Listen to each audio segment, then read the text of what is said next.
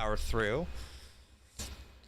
We just finished wrapping up a boss fight in which they came across a mysterious tentacle freak that levitated away, and as a parting gift, the Lord, the ex-Lord's son, yeah, Sir Potentis, was infected in the brain and had to finally fight off the dragons, aka the 2 dragonborns of the team, and is currently now dazed in the throne.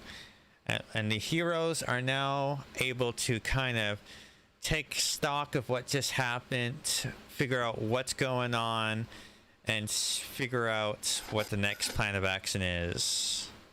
As I switch to the sewers. So, Lord Neverember is just kind of holding his head, dazed and confused, kind of sitting in the throne. Floon is still unconscious next to all of you, seemingly really badly hurt, with an orc corpse basically dripped over top of them. I don't have any more lay on hands points. Shit. Get out of the way! I can fix this! Get out of the way! Let me get to him. This was going to scamper over and wave her gigantic book frantically. I've got something for this. She's gonna like slam the huge book down on his chest, not like violently, but not exactly cautiously either, and start frantically flipping for the pages. No, that's where you're still doing things. We're not doing things. He doesn't need to be cleaned up. All I can think of. Emotional damage. That's literally all I can think of when you say slam the book on the chest. It's like, okay, so here we go. Okay, And so like I said, there's a orc corpse or orc body on top of Floon, and so did you put the book on the orc, or did you? Or yes. Okay, that's Orc. Yeah, Orc. there's an orc. Orc. She finds the page she wants. She lifts her hand like she's about to like bring it down, and then she pauses, reaches over, and like pushes the orc out of the way. Okay. And then brings her hand it's down a lot of body weight, but it's also dead, so it's not. You can do it. It was a bit of a struggle. You are a gnome. This thing is a fucking like near 7 foot tall behemoth of a man. So she just needs to get it out of the way so she can poke Floon. Like I said, you manage. It's a little awkward. Right. So instead of like the whole like comical delicate push, she just like flops on her butt and just like shoves him off with her feet. And then rolls forward and bops Floon on the head and casts Spare the Dying. Okay. They are groaning and grunting, but they seem to not be grunting as loudly, and the breathing becomes less labored. You think you did a good job. Okay. Good news. He's not gonna die unless something else happens.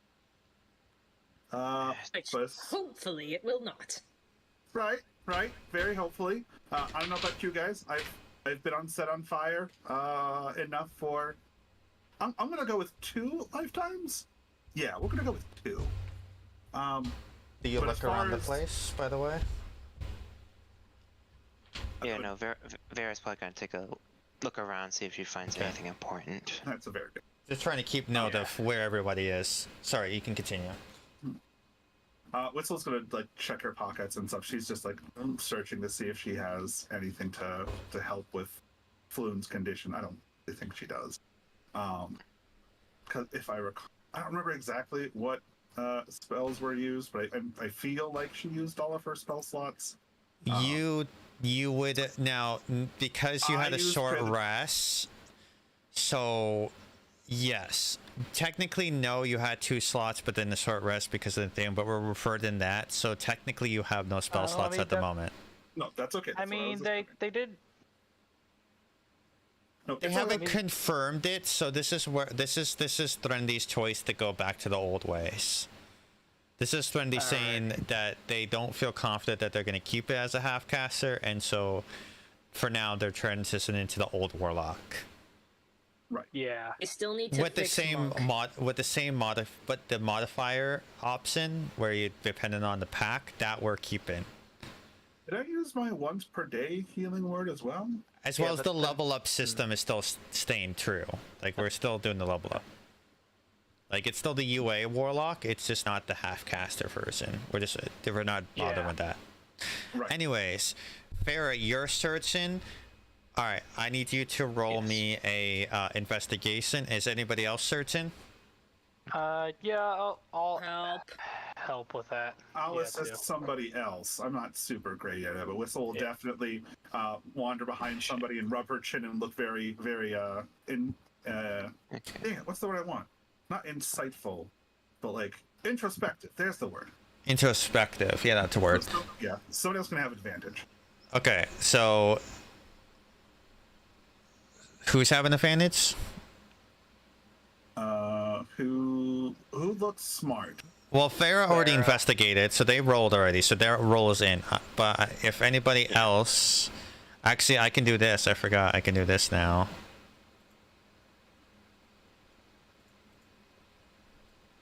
Actually, you know what, Vera? Whistle decides that she feels bad for not being able to do more for Floon, so she's going to be trying to do it on her own to see if she can redeem herself in her own eye. All right.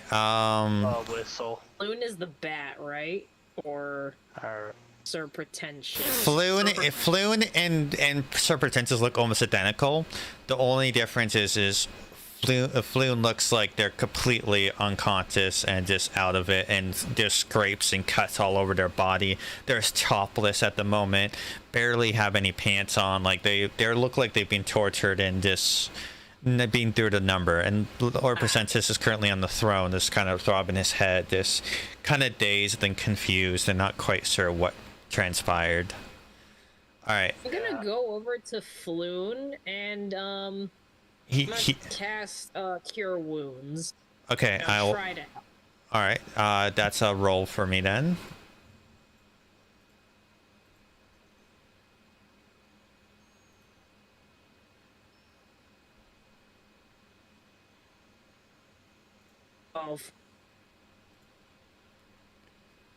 Okay, Yeah, so beyond 2. due to the state that they are in, you see their heals have healed up, but they're still unconscious. They seem to have taken a beating that's not just a physical beating, but maybe something else. But you can see the wounds healing up from that. So. Well, I'm afraid that's all I can do, gentlemen. Okay, so. Have you tried this approach? I want to walk up the Floon. I want to like kneel down. I want to pick him up by the shoulders. I just want to start backhanding him. See if that'll wake him up.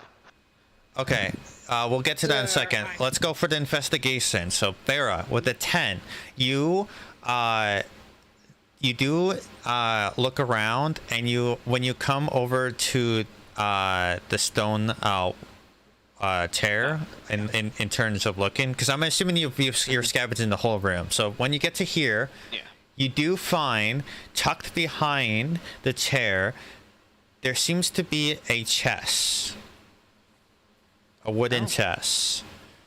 You don't see necessarily, you only see it partially peeking through, and you don't see a way of opening it at the moment, but you do see that with your check. Miss Whistle, you see on the orc, as you shoved them out of the way, something fell out, and after doing Spirit of Dying, you see it, you recognize it. It's a book of spells. You now have a spell book that contains Burning Hands, Disguise Self, False Life, Sealed, Unseen Servant, and Witch Bolt. Okay, I'm gonna need to go through that just a little bit slower, or post it somewhere I can copy. Well, I'll go through it later, but you have a spell book with the spells. Whether or not you're able to cast these spells being a warlock, you do not know this, but you do have currently a spell book. We can get to potentially do an arcane experimentation to see if you can actually learn these spells or use these spells later. Mr. Snakebite, you want to smack Floon to try to wake them up. To see if he wakes up. Yeah. Roll an intimidation check. This is trying to rouse them from. And I'll say with this no, actually no, with straight roll. It would be a straight roll for this because you are intimidating with your scaly hand and yeah. That is an 18.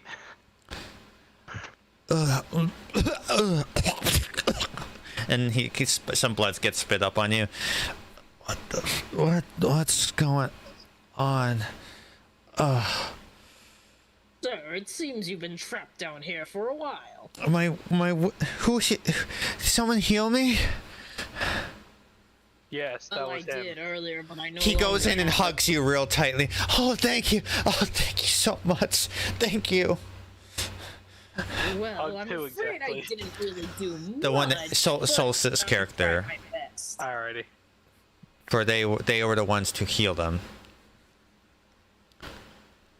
Oh. Well, sir, I'm afraid I didn't really do much, but I tried my best. Don't have any more healing left in me, fortunately. Oh my, Floon, you're awake. And Sir Prestigious gets up and runs right over to him, and just immediately like puts him in his shoulder and just kind of looks at him. Friend, I'm so glad you're alive.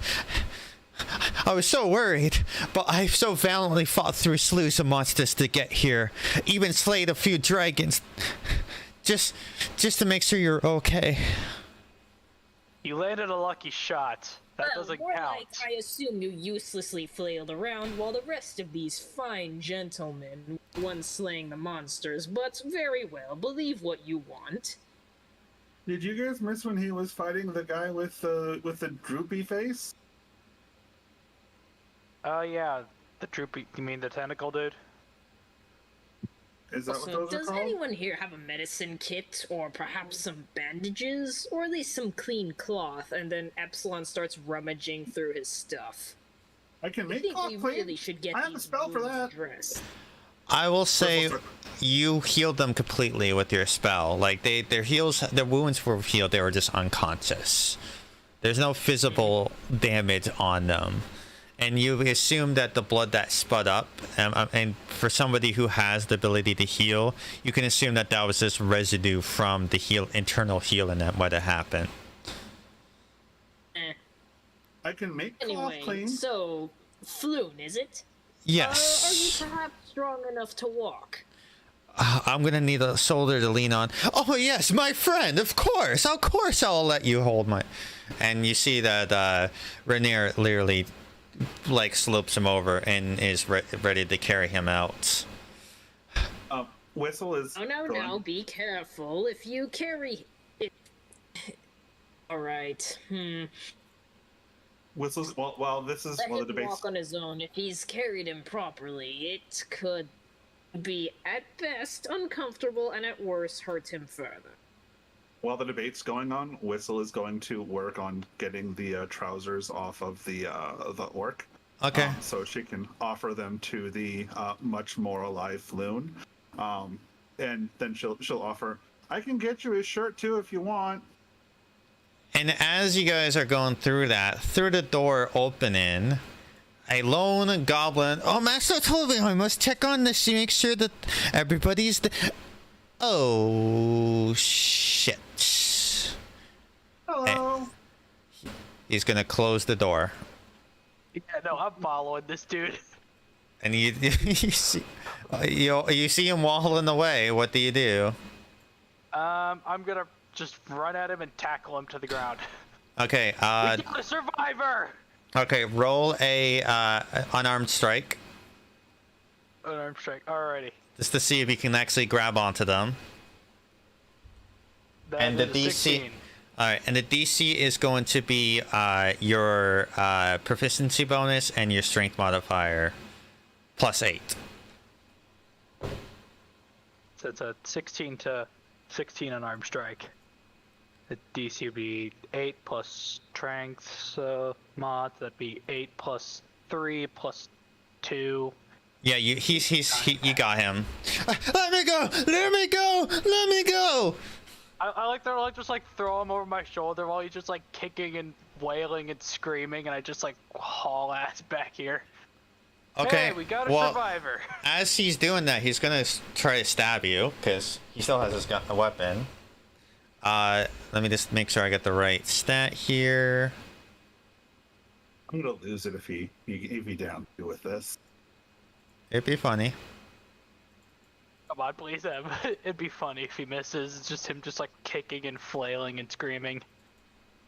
What? I like parent permission for token. What? What? I got the same message. I don't think it matters. Okay. I just got confused. No, he's unable to strike with my roll. See. Alrighty, so then do this. I want to sort of just like knock the weapon out of his hands real quick. I'll say this goblin is pretty weak. You're pretty strong. He struggles, but he eventually submits, especially when you basically throw him back in the other room. Alrighty. Yeah, I'm gonna grab him, so just like toss him over my shoulder, I throw him in there. We've got a survivor.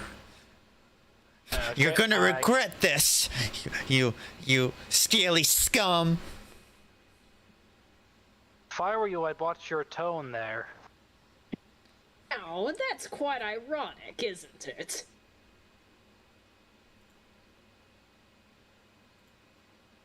Whistle looks up at the goblin, and squints for a moment. What are we gonna do with him? Everybody else is dead.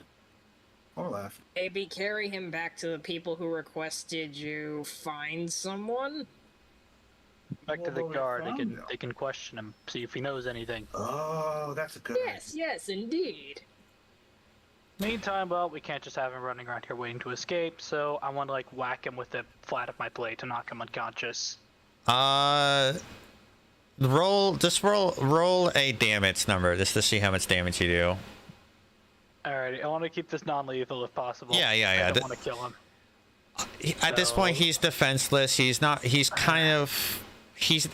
hard to hit, so I'm not gonna bother with you trying to hit. Era, what are you doing while they're doing this? Alright, I'm gonna 11 damage. Yeah, he's not dead. He's unconscious. I'm gonna look at this. I'm gonna try to open this chest, but I'm gonna check for Can traps I- first. Whistle's gonna reach over and spare the dying just in case. She's not very good at medicine, but she knows if he is alive, he'll stay that way if she does the thing. Because it was non-lethal and you didn't do the threshold and damage, he's breathing. He's just he has a ton stuck out. Bad breath and all that. What did you say, Farah, you were doing?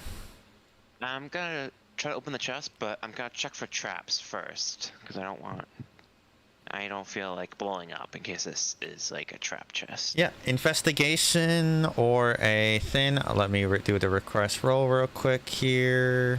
Okay. You call for any assistance? You know what? I'll call over Whistle. Just Whistle. Hey, Whistle.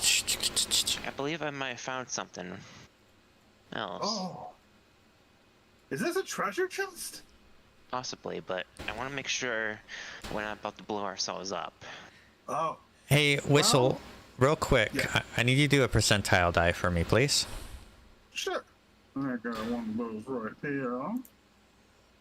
Just because enough time has passed. Wow. Okay. Whistle will like crouch down, and she gets a real studious look on her face, like she knows what's going on. She'll give Vera the help action as they investigate. Advantage. Yep. You have advantage. And while that's happening, comes fluttering in onto Whistle's hat, a familiar owl. Squeak! And she reaches up and she pulls him down and she gives him a hug. So yes, it doesn't appear to be trapped, and it looks like the lock is not really locked. Like, it was partially covered by the stone, but you were able, once you pulled out the chest, you notice that it seemed to have just been kind of not secured in there, and it was just kind of haphazardly put in there. And you open it. Yeah, I open it. There's 2 healing pots, normal healing pots, 16 gold, 82 silver, and 250 copper. Oh. Vera will look. So you said, okay, so 16 gold, 82 silver, 250 copper, so, and 2 pots of healing. Can I look over at the people at the party members I have? How injured does everybody look? Everybody knows the scale to use. Whistle is not quite bloodied, but she is. So Solstice, you're the only one that's might not. Cut your health in segments of 4 from, very injured, bloody, injured, and healthy. Okay. And that's how we describe your, instead of saying numbers, because that's no fun. Got it.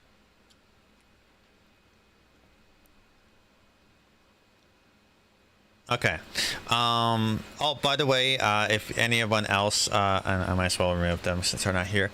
If you guys looked down the stairs, and these stairs here, they're the sleeping quarters. You can easily pop in there. Nothing of note. Okay. You see some manacles on the walls, and some straw pallets. Oh. Yeah, no, looking over, I'm looking at snake bite and sorry, hold on. Epsilon, right? Epsilon's their name. I think they're both pretty good. I don't know about Epsilon. I am injured. I am bloodied. Bloodied. Okay, that's half, right? Bloodied. Yeah, I've got. Bloody's half. Yeah. Okay, so. Yeah, his what's his name's sword had left a pretty decently sized stab wound in my chest. Okay. Yeah, so Vera walk over there, snake bite, and offer one of the potions, pots of healing. As you're walking over, you step on what looks to be a stone orb that looks like an eyeball that seemed to have wedged itself kind of on a crevice of the stairs. You missed it the first time, but with your investigation roll of looking at the chest, you partially are able to spot it as you're making your way down the stairs. It's about 3 inches wide diameter. Yep, you can pick it up. Okay, so it's stone orb. Okay. Yeah, so Vera will walk over, give one the potion, offer the potion to Snakebite. Here, you look just as injured as me, and it's basically Vera's you got that blood trail out of her corner of her mouth, she's extremely bloody. This is just a flesh wound. I'll be fine. If we get out of here, I can patch everybody back up. I just need a little time to recuperate. Fair enough. I also found some of this, and she'll hold up the. As all the money, is that a coin pouch, or is it just spread out in there in the chest? It was just kind of, like I said, haphazardly. There was a pouch basically of the money, and then the pots. Okay. Very much like a beginner's adventure video game kind of level of just very basics. Oh, okay. Yeah, so Vera hold up the money nothing too crazy or anything like that. I believe this will help. I think this is a nice takeaway as well. Yeah, decent haul for level 1s, going into level 2s.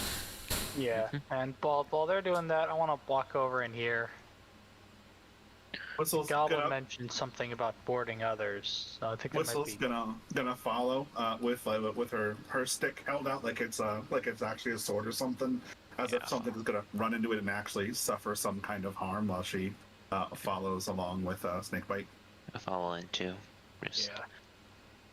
He was running up here. I think there might be something up here. Everyone stay on your guard. Mr. Rainier, can you stay with Floon and our guest?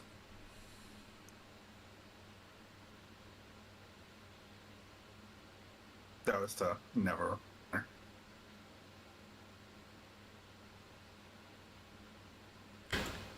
All right. So you open in here, and you see something that looked very familiar. It looks like it's there's some barrel of arrows and a cot there.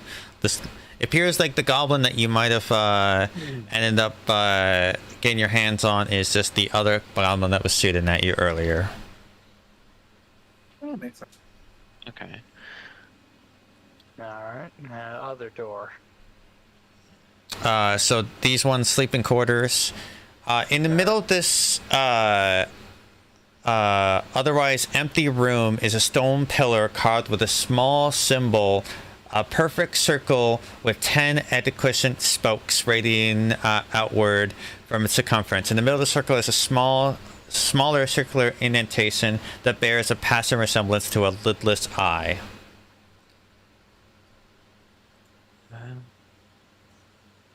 Do I know the symbol? Yeah, we've seen it a few times. It's you guys seen it enough to know this is the symbol of the Sandar Guild. Sandar Guild. Okay. That's right. So, Sandar Guild. Xanathar, I think it's pronounced. Technically, that's supposed to be locked, but Whistle's gonna squint at the little emblem. Gonna rub her chin for a second, and she's gonna say, "Meaning." She's gonna poke the eye. so you just poke the eye, like the eye on the pillar, or the eye that Vera has. On the pillar. Okay, nothing happens. Okay. Yeah. We haven't found any Troubling. keys, have we? Pardon? We haven't found any keys, have we? You don't know? Something I will know because only actually saw this. Up here in this room that was kind of also blocked in, appeared to be there might have been something in this room too. Just to bring up because it was a few sessions ago and Axel's not here to potentially remember, so I just want to bring that up, that was something that was noted. Okay. Whistle's gonna start wandering back that way with nothing else to do with this precise moment. Yeah. Yeah, I'm gonna head back over to this door. I don't want to try to. You said this door here is locked, right? Yeah. Alrighty, I want to see if I can break it open. Okay. Do an attack roll. Alrighty, just gonna try to do a shoulder check. Yeah. Just use an unarmed strike and we'll. You have decent amount of strength. Yep, that's a dirty 20. Yeah, you're able to. It's a door. It doesn't have a high AC. It's just whether or not you hit like a critical spot or not. You're able to bash into it a little bit. It's still a little sturdy. I'll say it's on its hinges. You can easily take a little bit of time to kind of break it over. And you go in here, and you can't see this, but it connects into the sewers. You can see that there's a little bit of a passageway into the sewers again. This seems to be like a false wall that can pop open to kind of go on the other side. Alrighty, good. Perception roll from Whistle, please, and thank you. Let me make the request. May I make it an advantage with Squeak at my side? Yeah, they have they're an owl. They have good vision.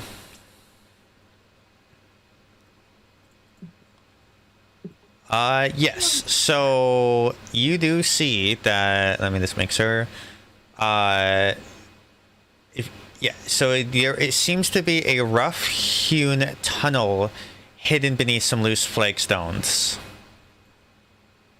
She bops up the stones with her stick for a couple of times, and then starts. She starts to shove them around, and then stops and is like, "Wait a minute." Goes back over here. Hey, can somebody stronger than me come help me? I found another passage.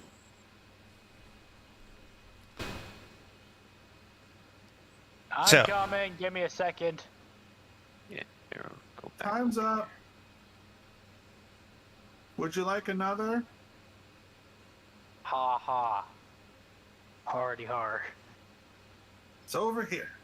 So you guys giving up on the pillar? I mean, if someone smart wanted to go take a look at it, I really don't have the magical know-how for that. I'll go take a look at the pillar. And Okay. try to understand it. I'll repeat what I say. So there is a perfect circle with 10 equidistant spokes rated around outward. You recognize this as the symbol you've been seeing. And there's a smaller circle in the tail that bears a passing resemblance of a lidless eye. In other words, it looks like there's a space for an eye of shape. Oh, it's indented. Okay, I didn't Yeah. catch that. Yeah, there's an indentation. I say it doesn't take you that long to get the flagstone out. It's pretty loose. And you see a bit of a tunnel. Nice. Looks like this is another area that leads back out into the sewer. Well, this actually doesn't go through this. Like, this technically goes through the sewers, but it's like underneath. Like, this looks like a carved out, like, with like dirt all around kind of tunnel. Yeah, we did these before. Yeah. All right. So, are you guys exploring there, or do you go back to Farah? Or do you guys? I don't think we should split up. Yeah, I'm just trying to get everyone's position in here, and I'm gonna just pause this to make it where people aren't running. What are you doing, Epsilon?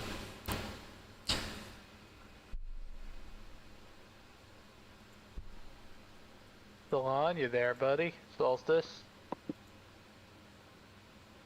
Solstice. Okay, well, if they're AFK, they're AFK. Anyways. Yep. Oh, okay. Hi. We got you again. Yeah, what are you doing? We got Farah in the pillar room exploring a weird pillar. There was a tunnel that was revealed. What are you guys doing?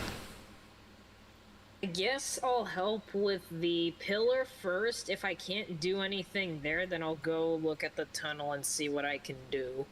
Okay, so I'll say a Arcana or investigation check for you guys. Let me just do the roll real quick here.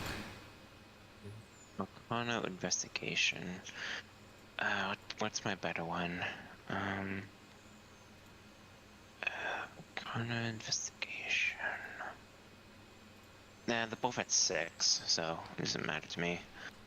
So I'll let you pick. I'll do Arcana. Okay. Do you want me to roll with advantage with Epsilon helping me, or do you want me to I'll just roll say it would be individually you're looking at this. I would say this is something that both of you can kind of look at and see if you can gather what it does. rolling normal? Okay. And Epsilon said he rolled a 7. Yeah, I see that. For Arcana both? You can sense there's something magical about this, but you're not quite sure. You think it might be something involving a potential key for something. So, Can I hold up the eye that I grabbed? you can. It looks like it could fit in the socket. Okay. I'm gonna wait for the other two, like everybody, before I mess with this. I'm gonna shout over, "Hey, I think I found something with this pillar." Okay. Woof, we found something too. We'll be right over. Okay. And Woof will head towards back in the other room. Yeah, I'll follow suit.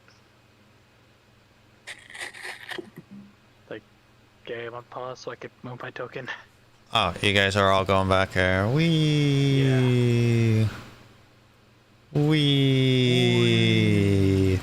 All right. So you put it in? Yeah, I put the eyeball in. All right. And behind you on the southern wall, you see an opaque black doorway magically open. It's about 8 feet tall and 4 feet wide. And it looks like it leads to a weird, transparent aspect. And I'll say this, it's like for anyone arcane can pick up, this is a portal to somewhere. Okay. As you can look through it, and it doesn't look like the same structure. Like it's like this weird, like kind of like water paint kind of mismatched. Like you can kind of make out a blurry images on the other side, but it's really hard to make out, kind of thing. Hey, can I pull the eye back out? Yeah. Okay. The portal still remains. Huh. That's They troublesome. made this door right. It's all blurry. And then a minute passes, and the doorway closes. Okay. Hmm. So I think we just may have found a portal that leads somewhere. The question is whether or not we want to jump through it immediately. I don't think any of us have already jumped through that. Yeah. I believe that's where the gentleman It may have gone. Oh. with it, whatever that thing was, went, and I don't feel like it's a good idea for us to follow it. Yeah. Well- Plus, we've still got our. We've still got need to our get that guests. Floon man out. Yeah, Yeah. let's focus on getting everybody out so we can all go rest as well. Okay. So are you? And turning in. Well, there is another passage. Yeah, there's Let's secret see where that tunnel. leads. Secret tunnel. Sorry. Yeah, we could probably come back maybe tomorrow or something and deal with the magic portal. Maybe. Mm-hmm. And turn in that goblin of. Yeah. Yeah, they're unconscious, kind of just slumped, almost Just like a rabbit, kill. You know that kind of slump back. Yeah. So you make you guys all go.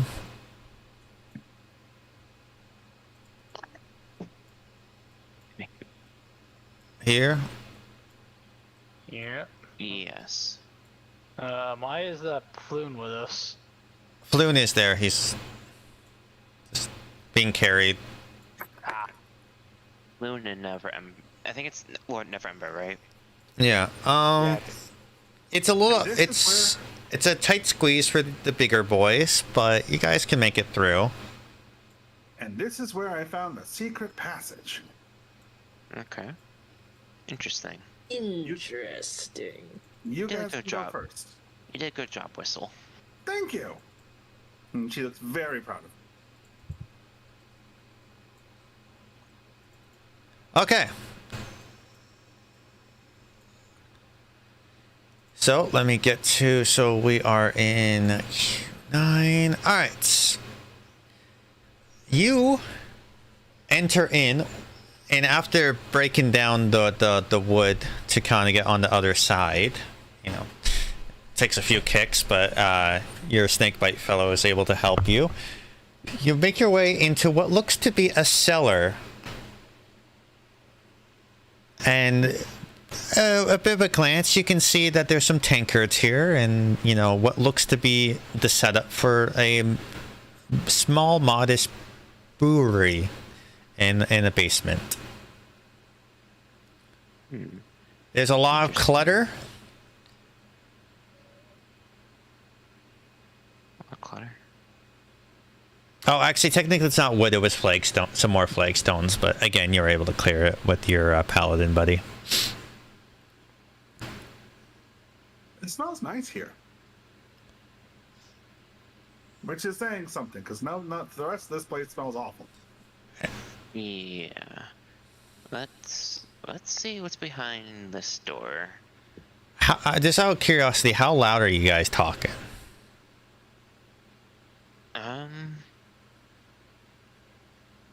Good question. Are you guys just talking at normal volume? Yeah, Whistle thinks that all the danger's been cleared out of here. Yeah. He's not really thinking too much about the possibility of additional danger. Okay. You hear footsteps above you. They seem to be clattering around up there. Oh, we're underneath someone too. Okay. Let's. You know what? Snakebite, you should go first, as like you're more well known with the guards than we are, just in case something happens. That would be smart. Yes. Wait, hold on,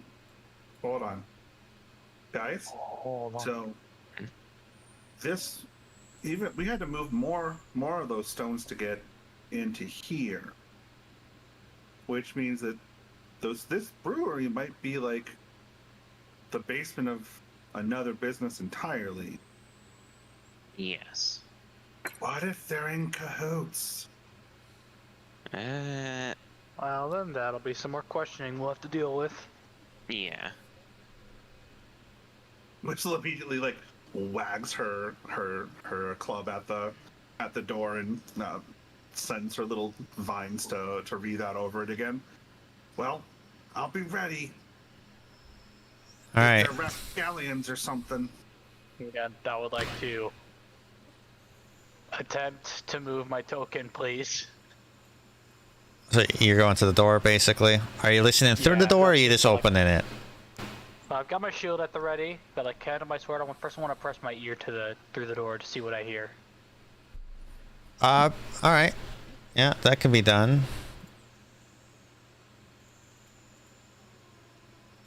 Perception. Ready.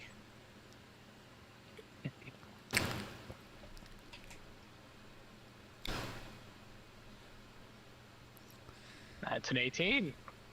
You hear hush whispers and the clattering of small feet. Before you hear some furniture, what sounds like furniture move in, and then silence. And I'll say, now, we're no longer in the sewers.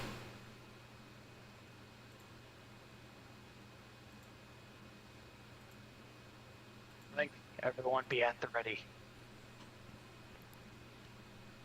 And I would like to... I'm going to like slowly creak open the door. Okay. You see stairs leading upstairs. And the first thing you will notice is it doesn't feel like it's sized appropriately for someone of your stature. Whistle's gonna peek in around him. Does it look comfy to whistle? Oh, it looks comfy to whistle. This looks like this looks like the house is back home. Nothing's too big like everything is here.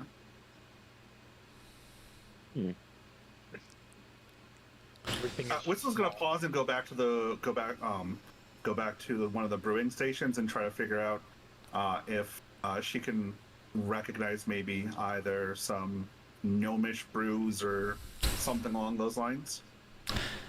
So you're gonna take a sip of the what looks to be maybe a spare tankard of the liquor, essentially. She's gonna smell it before she sips it. Yeah. Make an investigation check, and I think this would be at for Whistle a loose advantage. I'll say this is a very loose advantage. Okay. Let me request a roll from you. Okay. Oh, that works too. I'm just trying to get into the buying instead of doing the request things. Yeah, I gotta do the same. It's not Nomis, but you do know this is what smells to be a little bit more potent than a Nomis brew, and you know those with the most potent brews tend to be halflings. Oh. Wonder if this is... No, it's not gnomish. Gnome stuff tends to be not quite as strong. This this stuff's pretty potent. Like this stuff's almost like dwarven level. I'll say the smell alone almost knocks you on your feet a little bit there. It kind of hits you. It's like moon sign levels of like, even without taking a sip, it kind of, the smell itself is strong. Okay, so the last bit goes, maybe it's whoa. Oh, okay. Nope, that's halfling. Yeah. Especially with your stats, you're Right. Halfling brew. I think we're just in the Sloan's basement of a gonna brewery. wrinkle his nose and just go, I wonder if this is how wolves feel like. What do you mean?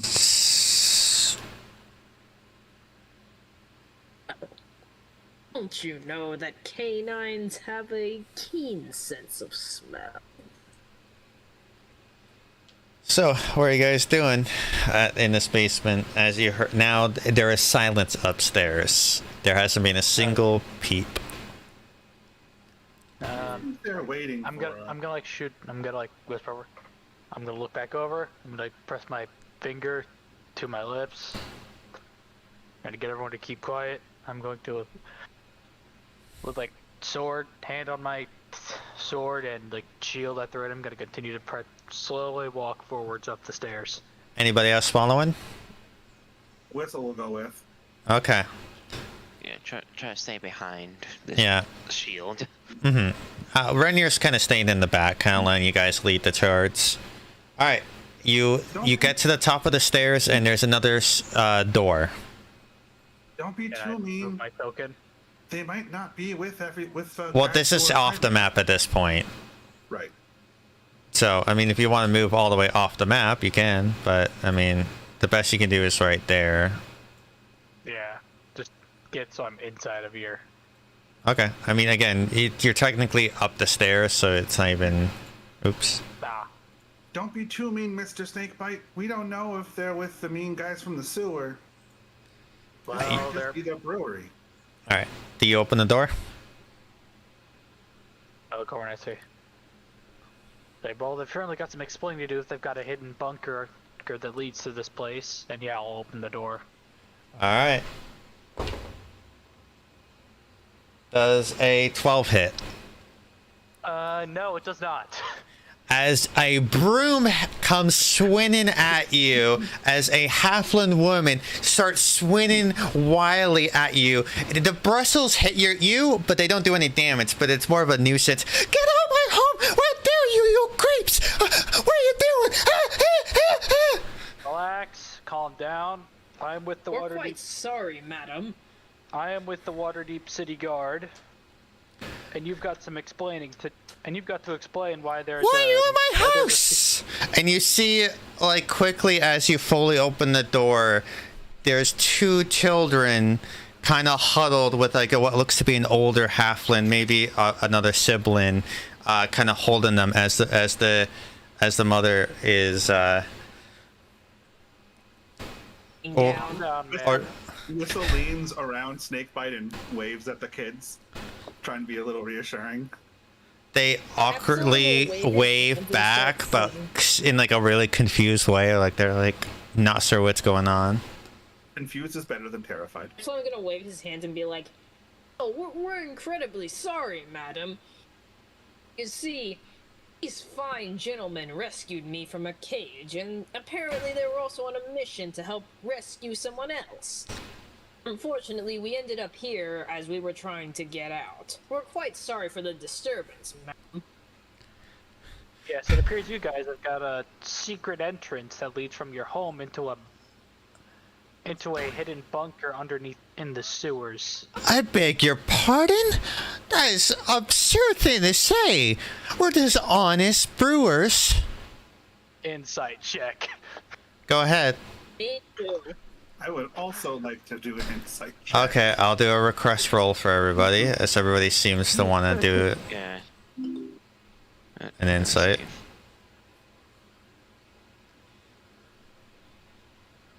Alright. That is a 5. The elixir, And Soul just rolled an 8. Snakebite thinks this woman is hiding something. Whistle and Farah, both of you can tell that this woman is quite genuine in what she's saying. Whoa, But I know it sounds there. preposterous, but that's where we came from. we That have doesn't mean you. Go ahead. we don't have any tunnels. Then how the hell did we get here then? Why the hell is there a tunnel? I don't know. Whistle's gonna. I was just about putting my kids to bed, and all of a sudden we heard noise downstairs. Whistle's gonna smack. And my husband, my husband is going to get the guards. They should be here any moment. Oh, good. That'll make the rest of this a lot easier. Whistle's gonna wrap snake bite at the base of his tail. You should be more polite. We're in her house. Dragon boards don't have tails. Oh, They can. well, They can. It depends. I don't. Mine doesn't. Okay. Well, on the back on your hip then. You should be more polite. We're in her house. Yeah, Sloan's fair. just gonna wave his hands and say, Madam, if you don't believe us, see for yourself. No, ma'am. I won't recommend going actually down there. It's actually probably a good idea. Your husband. No. It's probably a good idea. Your husband went to go get the guards. But here, very like kind of like lead her over. I'm assuming like there's a table or something like that. Here, we'll gladly wait with you with the guards. For the guards. There's a lot of. There's some things going on. Persuasion check. Persuasion check from you, Farah. Let me quickly go. Persuasion. Okay. Oh wait, yeah, you gotta request a roll. Okay.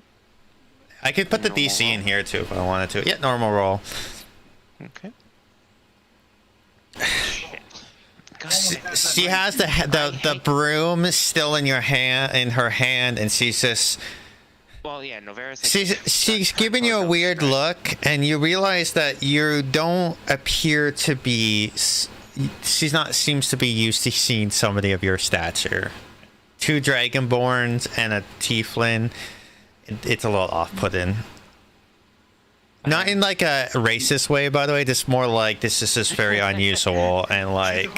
She's a homebody. She's used to her people. Yeah, exactly. You get a sense that like she's not used to seeing this kind of cluster of crowd, especially with weapons and whatnot. Yeah, no, very like, it's like raising her hands, like trying to pose no threat to her, like. Yeah, no. Whistle leans around again. Would it make you feel better if we waited outside? Actually, that's probably a good idea, Whistle. Yes, please. I truly don't want you in my house. Okay. No, we would be more than happy to wait outside. Give us just a moment to collect the rest of our party, then. And to collect the unconscious goblin that's in your basement. And then I'm gonna walk back through, and I want to grab our goblin, our knocked out goblin. Forehead. Oh my goodness. As you walk by, she smacks the goblin in the head with the broom, and for a second, they just and goes back unconscious. He probably deserves. Okay.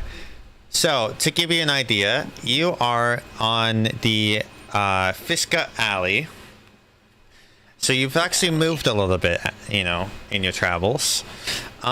You wait outside, and you do see a stocked, round-grimmed glass halfling seeming to be trudging back with what looks to be a couple of city guards. I do say, I'm so sorry about to disturb you at this hour, but it was so suspicious amount of noise, and I shouldn't hear such things in my house. I was just a little concerned with the recent, instances happening nearby. I beg pardon, what are you doing at my house? And he's looking at you the group that are standing outside. Whistle waves politely. Apologies. Hi, we came through your basement. Apologies, these fine young chaps rescued me from a cage down in the sewers. Apparently they were also on some mission to go rescue another person, and then I point to Floon. You see the city watch instantly recognize Lord Neverember. oh my goodness, Lord, I forgive us. And they do a quick, like a deep bow before going over to check on them, and kind of pushes past you guys, and immediately goes to the Lord as well as the ally that they have on their shoulder. And while we were trying to get out, we ended up accidentally stumbling into somebody's basement. Yes, their basement appears to be connected to the to like a hidden bunker in the sewers. There are markings on there. The markings on the wall suggest it could be the Xanathar's guild's doing. The halflings don't seem to be aware of this, though. Or, well, they weren't aware of it, obviously. When I bought this house, I do say I would never saw such a hidden tunnel. It must be either recently done or has been there before I bought it. But I don't really recall hearing any of the tunneling nature, so I do think it must be in there when I bought it. But I never inspected such a thing, because why would I look for such a thing? Exactly. Whistle's going to go over to stand with the bespectacled gentleman, and say, "You should take a look at this. We found this near the entrance to your basement." And she's going to show him the some of the back pages in the spell book she found, but she's going to cast minor illusion to just put the words, "You should go put away your moonshine," on the page when she shows him. But like not obvious to the guards that are nearby. No, exactly. Like you That's can't. the whole point. Yeah. Is to let him know, hey, you should put away your moonshine before people go down there. Oh, I do say, miss, you are such a cutie pie. And he goes and actually like does the whole like granny like with the cheeks, Right. and then gives you a head pat. Whistle lights up. She absolutely thrives on positive attention. Well, I do say someone of such spirit is always welcome into my residence. The Peabodys will always welcome such kind folk. If you do say you were heroically saving us from potential no-gooders coming through that tunnel, we are in serious doubt, and anytime you wish to have some of our wondrous alcohol of noble standards, you're more than welcome to come to my brewery down the street. Always welcome. Yes, yes, yes. Whistle tips her hat. Always happy to be of service, sir. And he's playing with his suspenders the whole time. You know, like that, like old school, like salesperson suspender kind of. That's right. Kind of the whole motif he's going for. Guards, I see you're dealing with that gentleman over there. I'll tend to my basement do decently and report back to you about making sure that the tunnel is all sealed permanently. And he gives a little bit of like a shoulder nudge to Whistle as he goes into his establishments. Oh, wife, I do say, such splendid individuals out there. And then you just hear a smack in the face as the door closes. Epsilon, before the door closes, Epsilon's gonna call out, "Your children are very beautiful." But yeah, you are now out in the streets.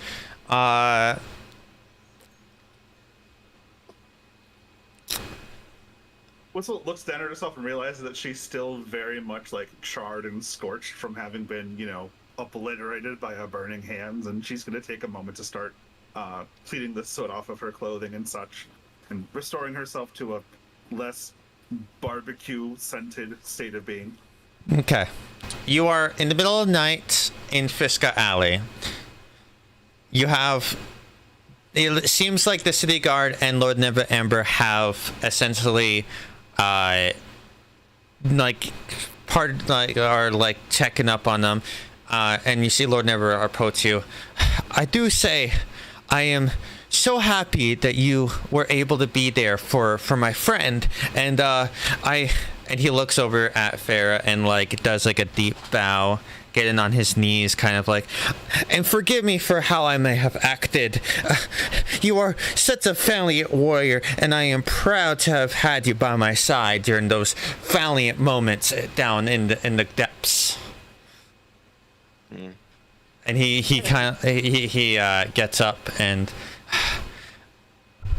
I'm gonna take my friend and make sure that he is well taken care of. I believe you said that you were asked by somebody to rescue them. And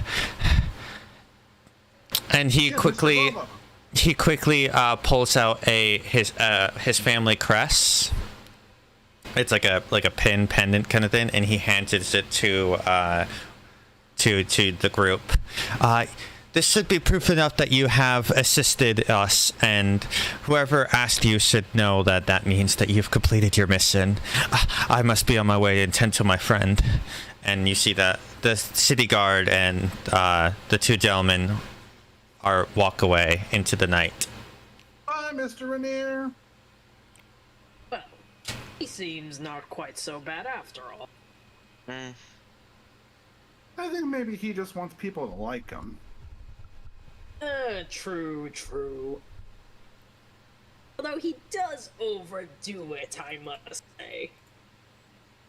He wants people to like him a lot. Vera's not gonna say anything. She's just good riddance. You alright there? Vera, your name is, if I remember correctly? Vera just look over at Epsilon. Listen, you weren't there near the beginning, but I don't feel like being treated by like a common whore by anybody. Just And checking to make sure you are alright. Yeah, Vera will start walking to the tavern where we... The yawning portal. Yeah, the yawning portal. Because I don't know... Wait. Huh? Everybody stinks. Let me fix it. And before we start wandering back into polite society, Whistle's gonna take a moment to use prestidigitation to clean everybody up and get them smelling all either smelling nice or at least not smelling like a sewer. Yeah, Vera hold up her hand like... Lady? Yeah, Vera hold up her hand. I appreciate Whistle, but Vera snaps her fingers and she does Prestidigitation. Yep. Yes. Herself. Make everyone all pretty. Ooh, okay. Presentable, at least. Yeah. Why do I smell like cherries? Because I like cherries. But yeah, you make your way back to the Yawning Portal. It's a bit of a walk because you have to go all the way uptown a bit into the castle ward, but Why do big people build everything so far apart? let me just double check where the Yawning Portal is specifically supposed to be. Legs to walk places. I mean, yeah, but Think if true. I'm- just think how much time you could save if everything was closer together. Well, there must It would also be very well, cramped. We do need such things as sanitation. Of course. Well, Space. bigger people means more space is needed, of course, and well, this does seem to be quite the populous city. I guess. So, Epsilon, how did you get down there, and why were you in that cage? If I may How did you ask. turn into a cat? Well, I am a druid. Oh, that answers everything. I will say you are from the forest, Whistle, so you truly do know about Yeah, Whistle's not really exaggerating when she says that answers everything. For Yeah. her, that's like somebody saying a wizard did it. yeah, Oh, but I just want to clarify, like, you would know about druids. Yeah. You're not that in the closet when it comes to You're information. not that much of a country folk. Yeah, exactly. In fact, that's even more likely. But yeah. Anyways, yeah.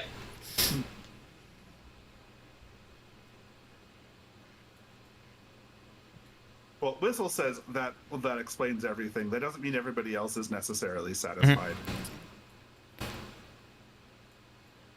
Druid in a cage held by some bandits. Yes, well, I come from, well, quite a remote area. That was where I received my druidic training. I was part of a more martially inclined group of druids. We were trained in, as you can see, armor and more effective weapons than most. And then he taps his rapier. And, well, eventually I left the group and decided to set out to some experience of my own. And I entered this city. Sorry, continue. I entered into this city, and I'll admit I've always been a curious one. I've always enjoyed the ability to shapeshift. And, well, I wasn't careful one day, and while I was patrolling as a cat, I ended up captured. Interesting. That's kind of weird. That's not what I heard curiosity does to cats. Well, I was a dragonborn turned into a cat, so perhaps it doesn't apply to me. Oh. Maybe they should update the saying to curiosity trapped the dragonborn who was pretending to be a cat. And to give you an idea, this is kind of what the Yana portal looks like. To give you the feeling.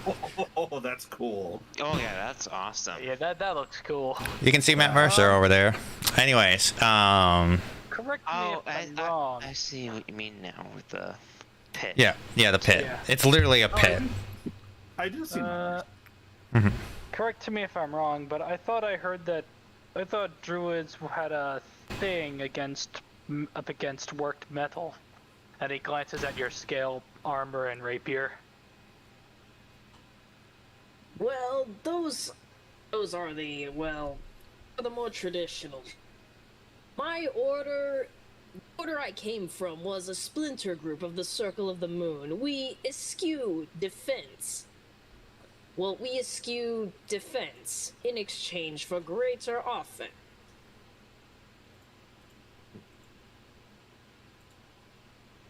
Alright, that tracks. I I mean, can really, understand that much. that makes sense. Like, it's all of the stuff you put into work metal, that all came out of the earth in the first place, so I mean, it doesn't make much more sense to be grumpy about that than being grumpy about using a staff you whittle down from a tree. Yes, indeed, that's what I have always felt. Of course, most druids are not, well, noblemen who have the money as well as the time to learn to wear heavier armor, so of course, wouldn't be the most practical choice. Oh, are you nobility? No. My order just happened to live closer to civilization. Most druids tend to live even further out. Oh. And also a few of my group happened to be blacksmiths, so they had the experience and the knowledge. If you want, you can throw a history check, Whistle, since you are very familiar with druids. Okay. If you want to learn more about, like, the culture.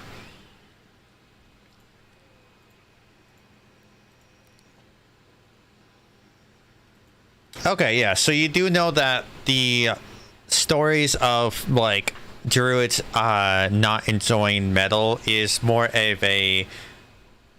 It's not that they can't, but it's more of an unwritten rule about wanting to be attuned to nature and the impureness of like refining metal, which takes away the nature of raw metal, and it's a bit of a disgust towards such man-made creations, so to speak, or I should say civilized creation, because technically there's more than humankind. But druids in history have relied on metals but the metals that they use were of unique stature, and like scale mail tends to be actual scales from creatures, less actual metal, and the metal like of a weapon tends to be of a certain metal that is created in a less civilized way. I think it's the right wording of it. That makes sense. Whistle nods along and will murmur, well, it's nice to know that some of you are more worried about the kind of impact you can have than about just the principles of wanting to feel like you're doing a better job because you're not using modern stuff. And to clarify, weapons. There are some who might wish to wear lighter armor. For example, I know an Arakocra who limits himself to studded leather because he can't fly in anything heavier than that. Has he tried strength training? I think it's more about his wings, per se. Oh. Yes. Oh, it's the mobility thing. Okay, nope, I get it. Just to clarify about that rule, it's only to do with the armor aspect. Weapons have never been a problem. Gotcha. Though they do prefer like staffs and like wooden based. But right.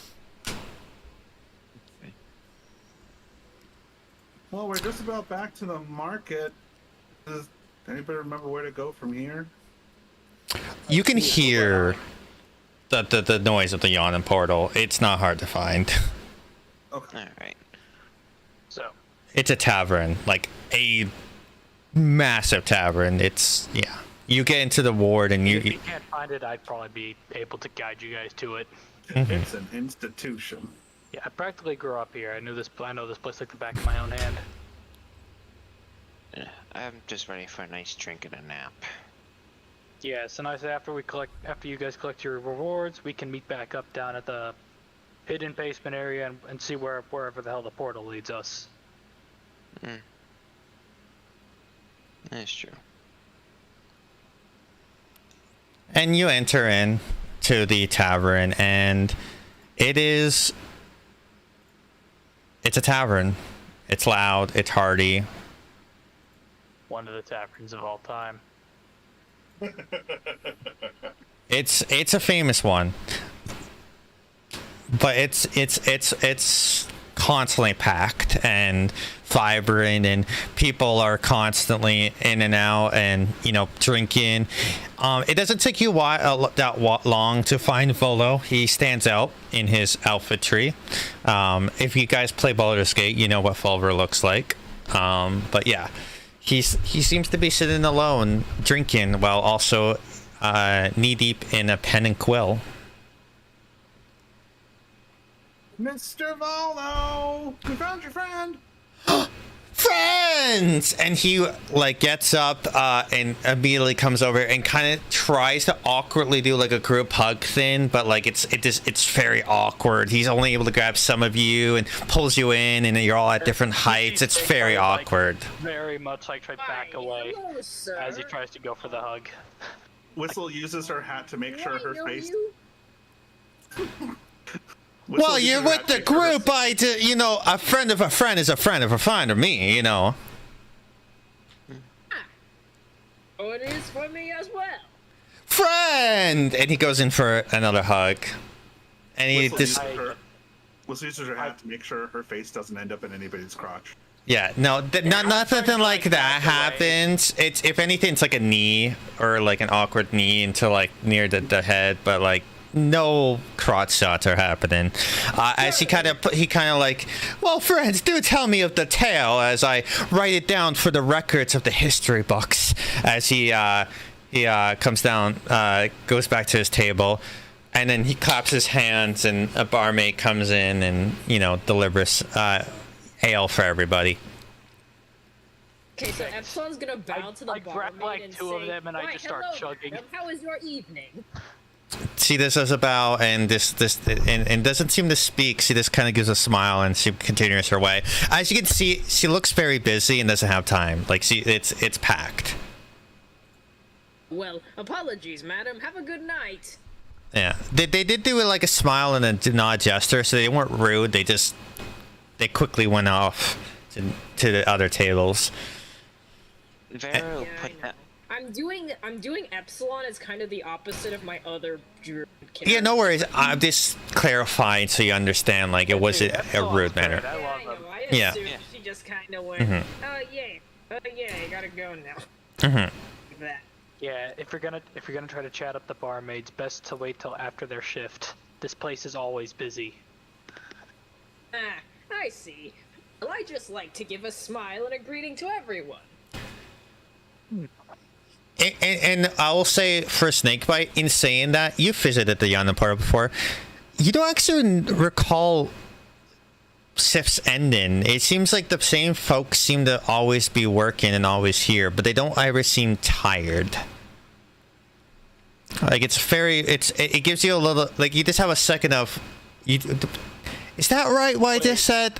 And then you just kind of like, Wait, when exactly does their work end? yeah, but it's a quick thought and you're back to this focusing on follow. It's just a passing thought as you make your comment. So, were you successful in finding my friend? Yeah, Yes. Vero slapped down the family crest of the Never Embers. Oh my, I fear that my suspicions were right then. Got in trouble due to his striking resemblance to Lord Never Ember. Well, you were, I suppose you were able to contact Lord Never Ember and able to get his assistance in the manner. There's tales of his heroics. A few I wrote. Super heroic. I would say he is quite the Storyteller. best to put this. Well, he learns from the best, and he kind of tips his hat a bit. He is certainly Seems quite brave. the, I'll give him that. Self-confident fellow. Very self-confident. He is certainly bold. I'll give him that much. Well, do tell That's about your true. story. Your story. Let me write it down. First, there was a payment discussed. And he immediately, his tone and face changes. He has a very sheepish look to him. I must confess that I have a few coins to spare, but never let it be said that Follow reneges on a promise. Allow me to present something much more valuable. And then he pulls out a scroll tube and slides it over to Farah. The deed to a remarkable property here in Waterdeep. We'll need a magistrate to witness the transfer of ownership, of course. I'll arrange the meeting tomorrow, with one after you've inspected the state and deemed it satisfactory, of course. Can Vera look at the deed of it? Yes, you are from the guild, so you recognize this building deeds very prominently. It does a deed to what looks to be a manor. And not only any manor, but a historical building in the North Ward called Troll Skull Manor. Troll Skull Manor. And it looks real. The deed does look real. Yeah, it's not like a. Lean over and look at it. Mm-hmm. My, how interesting. There must be Yeah. a load of history within there. I would Load of love to history. see it, simply. Man. Load of history usually means a load of fixing upping. Well, you see, Ooh, but that would be fun. I bought that property because there was a rumor to be haunted, and I was hoping to investigate it to get a chapter in my next book. Follow's Guide to the Spirits and Specters. You just seem like the type of guy to write a book all about various different monsters. Well, I am Folo after all, and I did put out a guide to monsters. It's one of the best sellers in most bookstores. Would you like a copy? I'll give you a discount for a friend. Thanks, but I think I've already got one back at home. Me as well, well as a bestiary. I have always been a fan of reading about creatures. I'll give you an autograph if you ever bring the book by. And you see his sheepish look is immediately changed. His tone is back to that not like egotistical tone, but very like proud of himself in a very steward kind of way. Yeah. Or yeah.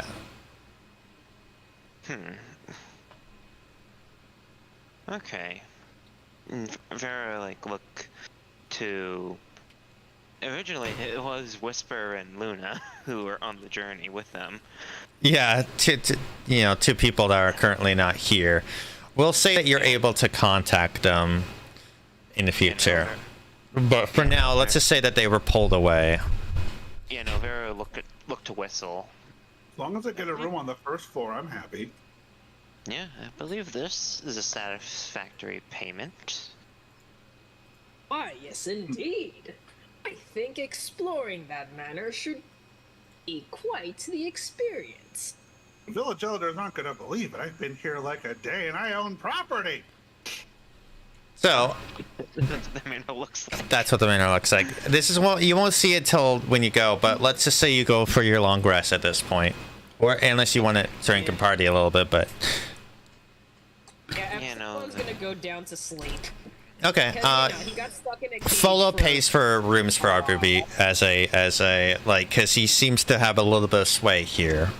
Whether he's paying like on a tab or actually paying, you don't know. But I will say, compared to the gold speaking, again, a place of residence in Waterdeep is way more valuable. Like you arguably are making more from this than getting this a gold value.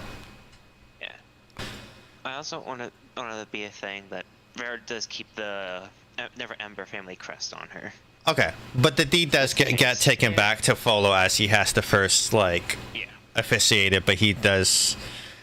Yes. So if you want to go over and check out the manor, I'll be more than happy to arrange for it to be officiated. But first, sleep well, friends. And he, does a bow and seems to grab his papers and goes to his room. So everybody here, do a long rest. You are leveled up. Level up. Yes, everybody here gets a level up. Yay. Yay, we're level 2. Yay. Yes. So level 2 means that you do the druid. You don't get the wild circle. Even you don't get the circle yet. But you do get the access to wild shape as well as wild shape companion and the ability to heal instead. That's the new thing in UA. Artificer, nothing changes. Warlock, nothing changes, but I get you get invocations. Yes, you get infusions. I get smite. You get smite. Technically, now you also are a spellcaster with normal playtests.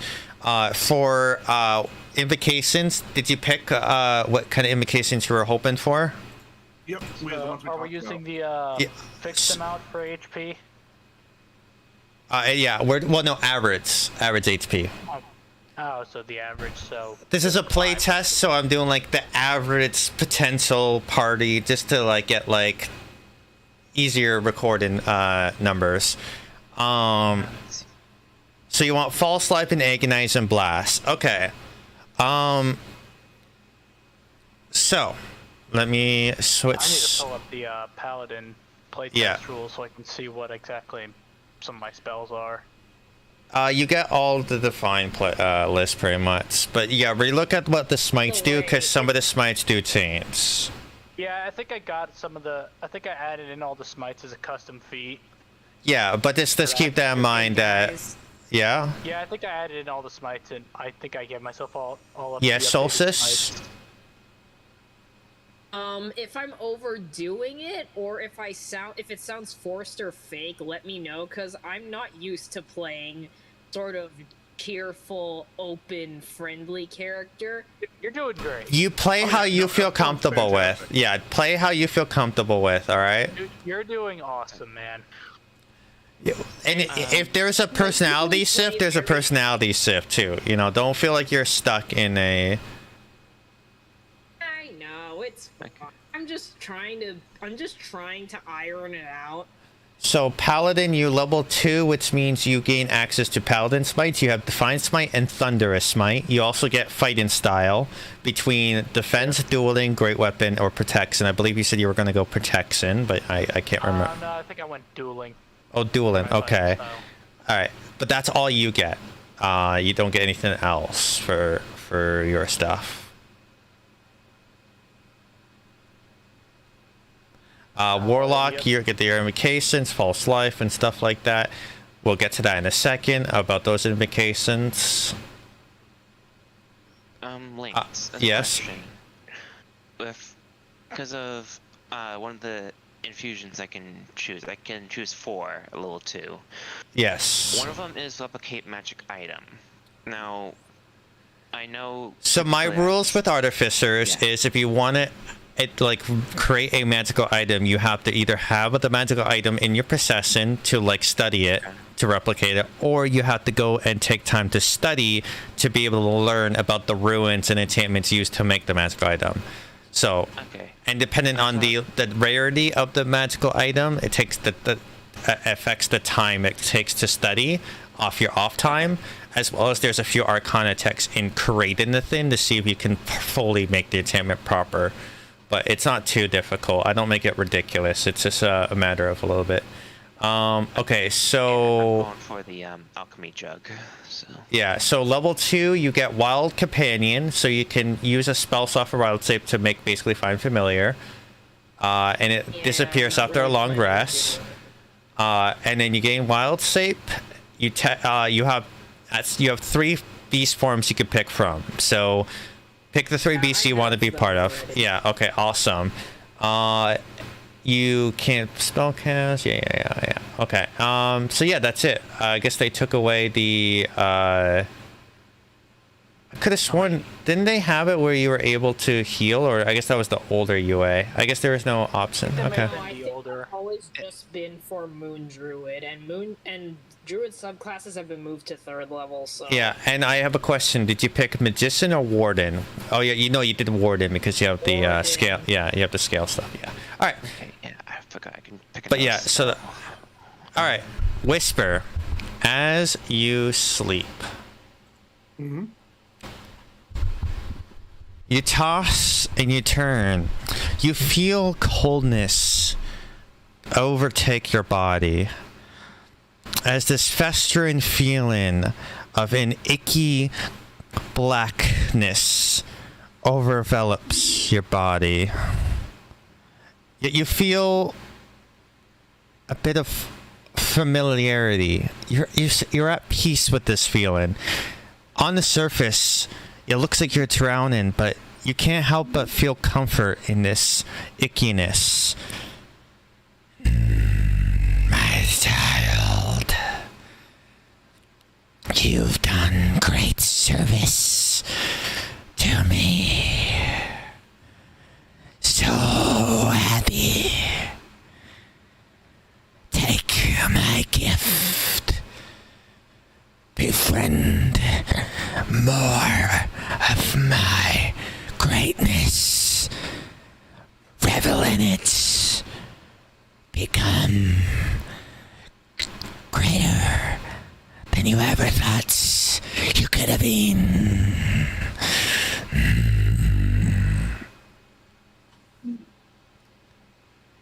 Whistle's absolutely flabbergasted. This is the voice that she doesn't like hearing from. So she's be strong, be powerful, be everything. Consume, devour, take anything.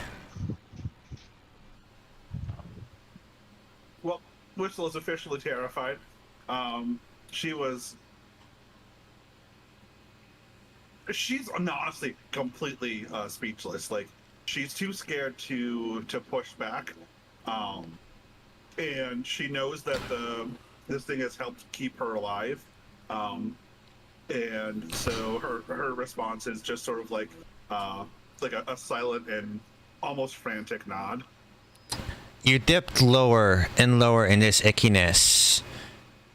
And instinctively, you'll reach your hand out, trying to grasp for something. Nothing but air, nothing. You're getting closer and closer, all the way to your nose. Barely you could see in your past your eyes. And in that moment, light signs, and a familiar feathered friend seems to flutter in and grab hold of your hand. And with an effortlessly tug, you're pulled out of the ickiness. One last hand seems to grab and dig their claws into your arm, but your lovely feather friend is able to pull you fully free, and now you sit atop a flowery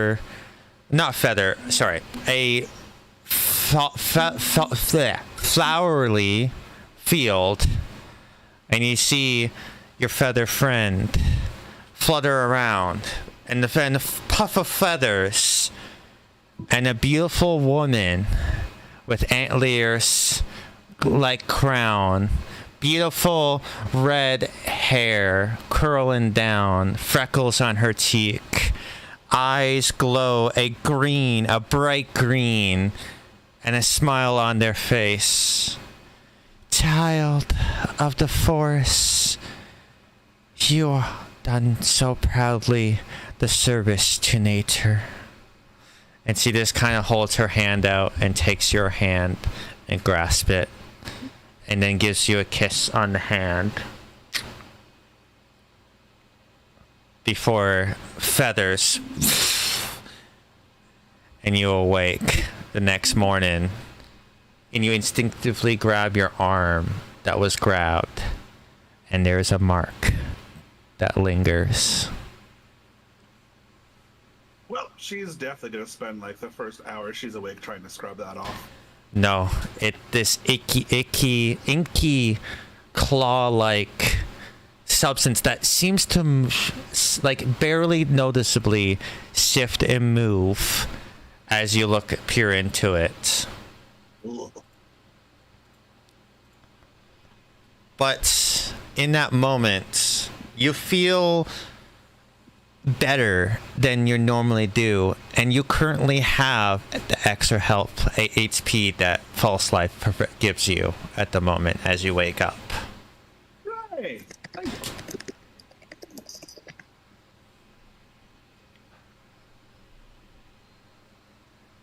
Melissa's gonna go out of her way to find Squeak and give him a hug. Cool. The last time, or So that's just what Whistle experienced. Everybody else, you just had a normal sleep. Nothing crazy happened. Stormy dreams over here. Pleasant dreams. No eldritch omens over here, man. Exactly. Stormy dreams. So, you make your way over to the North Ward. Or are you still... dream about a room filled with muffins? Fair enough. Do you guys just get ready and head towards, take a look at Trollskin Manor? Sure. Yes. So wasn't it Troll Skull? Troll Skull, sorry. Yes, Troll Skull. Troll skin now. We read this.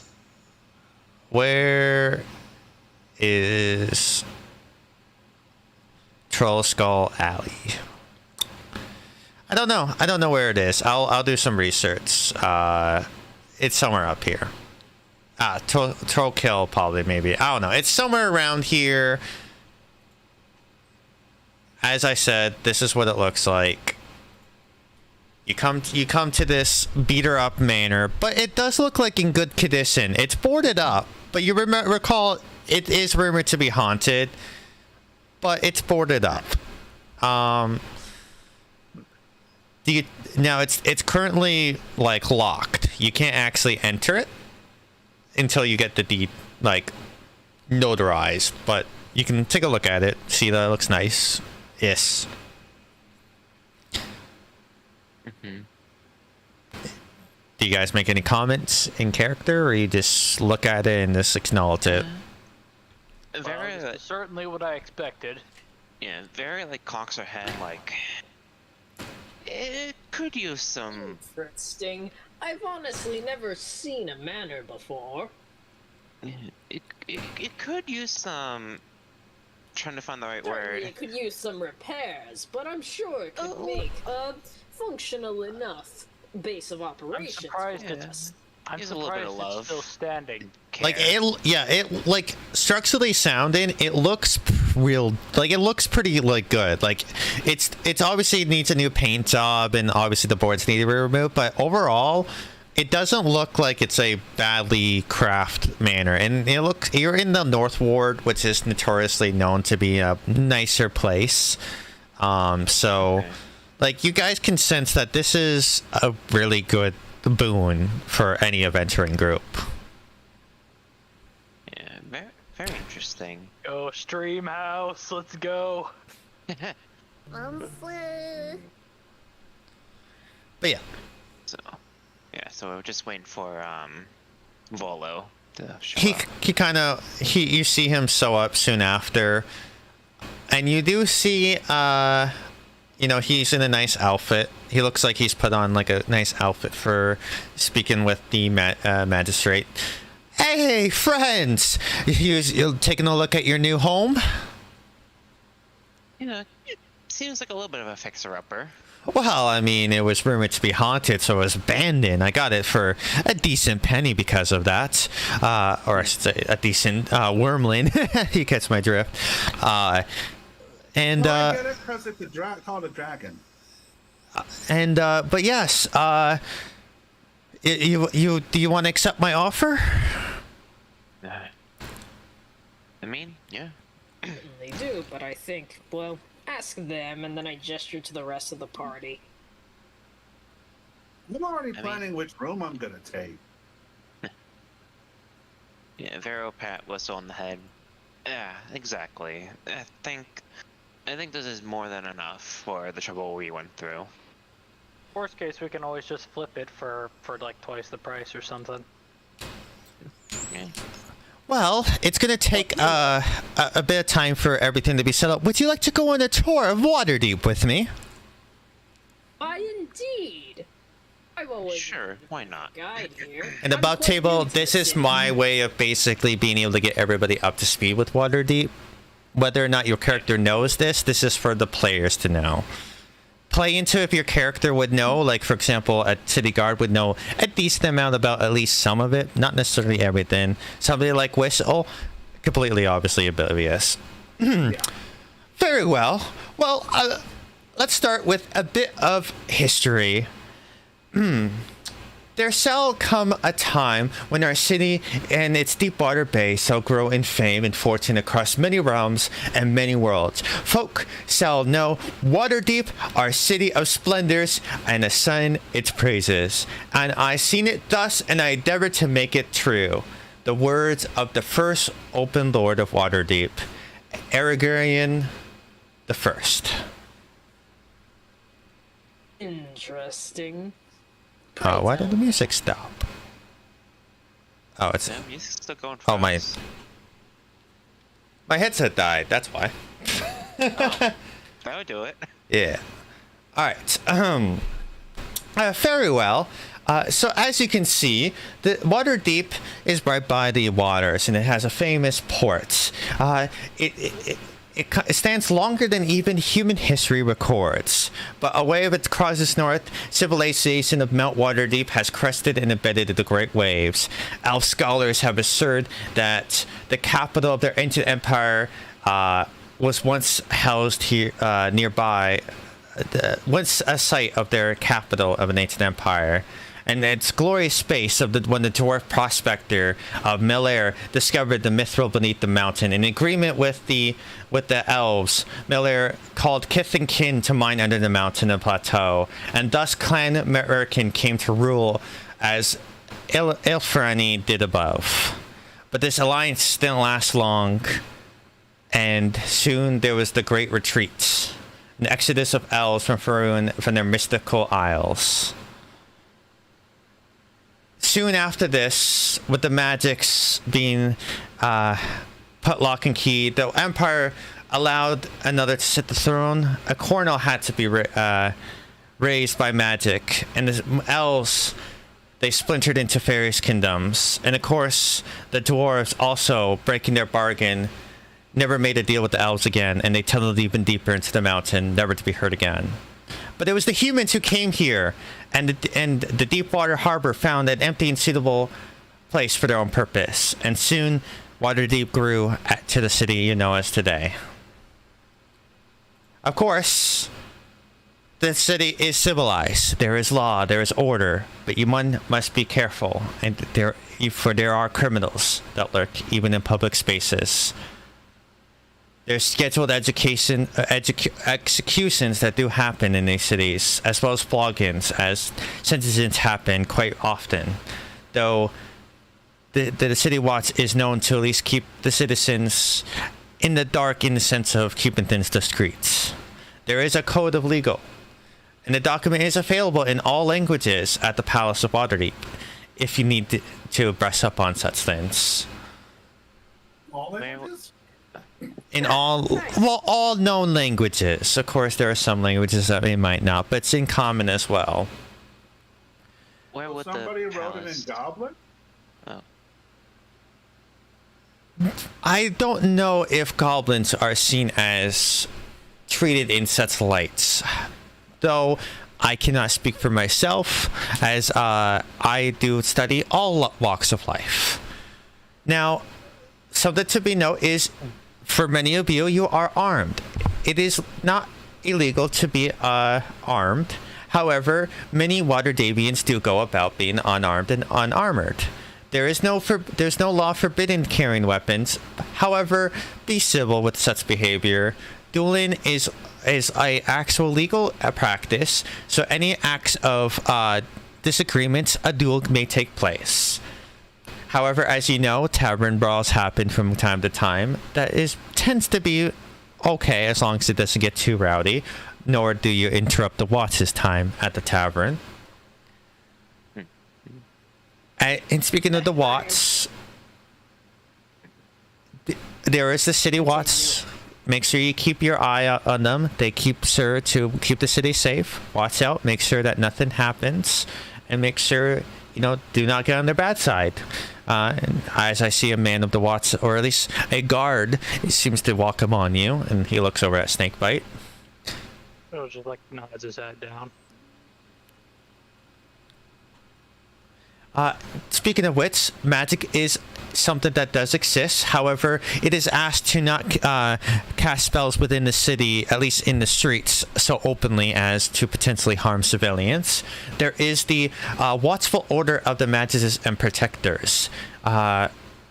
You are to register with them regarding your ability to cast any arcane magic.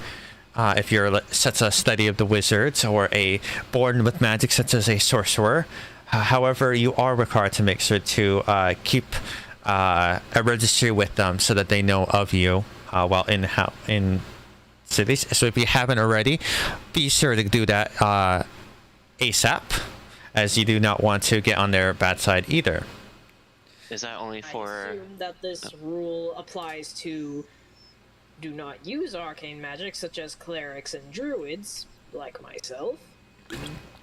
That is technically a different kind of magic. You are in the guild, you already would have registered as Farah. Okay. Since if you're in the guild, you would have to have. So yeah, you're fine. The only one. You do all sorts of magic. Well, if you were to perform magic and be seen by the watch and you're not registered, you would have to go through the legal process, which could take months of a process. Well, no, and well, what if I can cast like wizard magic and like holy magic and plant magic? What if I can do all that? Well, I mean, if you're doing holy magic, then that means that you worship at a temple, and the god has seen favor in you, and you're allowed to perform magics from their will.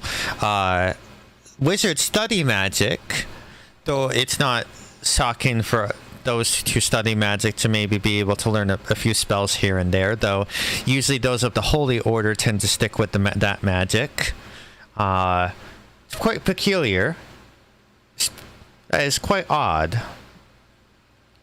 So you only have to register if you can do the normal wizardy stuff. Well, I mean that's still me. So you best go over there and register the fact that you can perform magic at your early convenience. Above table, you can do this. You don't have to roleplay this if you don't, but you can if you wish. Speaking of which, I am a druid. Do I have to register with anyone? I know that the Emerald Enclave. I could certainly be mistaken as a There is an ongoing pact with the Emerald Enclave, which is known to have many druids. There is as long as you are not outwardly performing magic in the streets, and you are respectful, and you have seek permission to be in the city for potentially a mission, you do have to go to the city watch to at least clarify that, so they give you a pass. At least I hear it's a pass. I'm not quite sure. Maybe they just give you a emblem. I don't really know about that, but I do know that the Emerald Enclave are allowed in the city. They just have to be notified, the watch at least, about their business in case there might be ruckus amok that happens. I see. So then I turn to Snakebite and I ask, perhaps you could guide me through that process, as I am, well, new. And again, this is completely up to you guys if you want to roleplay this later. I'm just gonna I'm just going through all the steps now of like the tour, and then if you want to later do the roleplay of any of these things that I point out, you're allowed. You can also just say you did it and skip past it. I'm not gonna DM. You don't have to roleplay everything, but if you seek roleplay, I will encourage it. Moving on. Speaking of which, as you might have already experienced, we tend to use a different terminology for coinage. We still use the same coin. We just like to be a little bit more clever in our naming. For example, and he pulls out what looks to be a copper piece. On one side, it looks to be a head of a griffin. And on the other side looks to be the claw of a griffin holding up what looks to be like weed. This is a nib. And it's like the size of like a thumbnail. Yeah. And it's a copper coin. Then he pulls out what looks to be a silver coin, what looks to be a dagger turned into a snake, coiling snake. And then on the other side, it just looks like an odd symbol. This is called a shard. And let me actually see if I can pull up the symbols. This is a towel. It's a brass coin. And this one looks to be various depictions of parts of Waterdeep.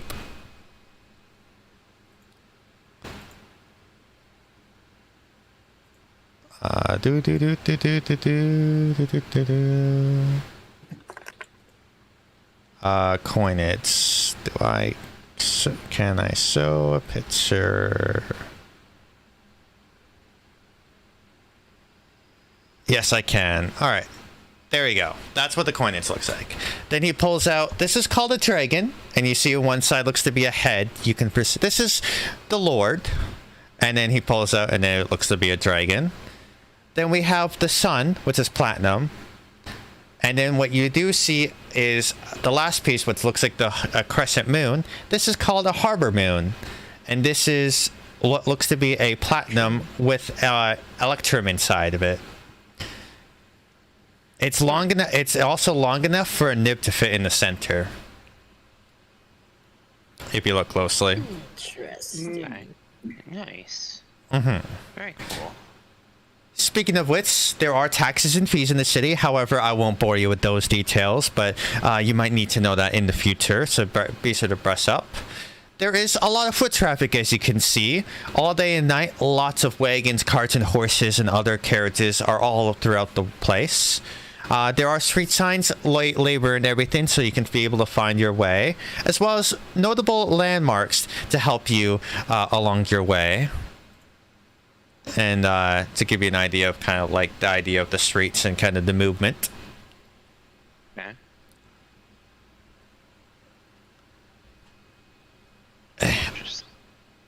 And if you look at any contested areas where there's a lot of traffic, you'll see there are those of the city watch who act as traffic wardens. Those who, are direct people and helps people out. You can always hire coaches and other carriages to travel.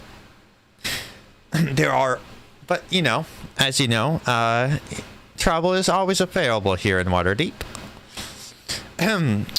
There is also nobility, so be sure to be proper when you see somebody of nobility. All nobility has the right to bear arms, and this means that they have the right to have up to multiple soldiers with them. So you'll see their house colors usually with them, either on their shield or on their clothing. Be sure to be respectful when you see them and be polite. Always address them as lord or lady, and give a bow and a nod or a nod of acknowledgement. Though a bow tends to be more respectful. Okay. And Mr. Rainier lets me call him Mr. Rainier. I'm sure he was being courteous while you were helping him find his friend. I'm sure in more public settings, he might be a little bit more inclined to ask for a proper terms, especially in front of, his men as well as the servants. Okay. Though I don't know, maybe you have that rapport. I don't speak for them. I just be careful. There are also guilds in here, many guilds out here. There's more than 40 guilds here, all of them for every profession you can think of. There's Baker's Guild, there's the Jester's Guild. Hey, there's guilds for down in the cargoes. There's a guild for everyone. Is there a guild management guild? There is.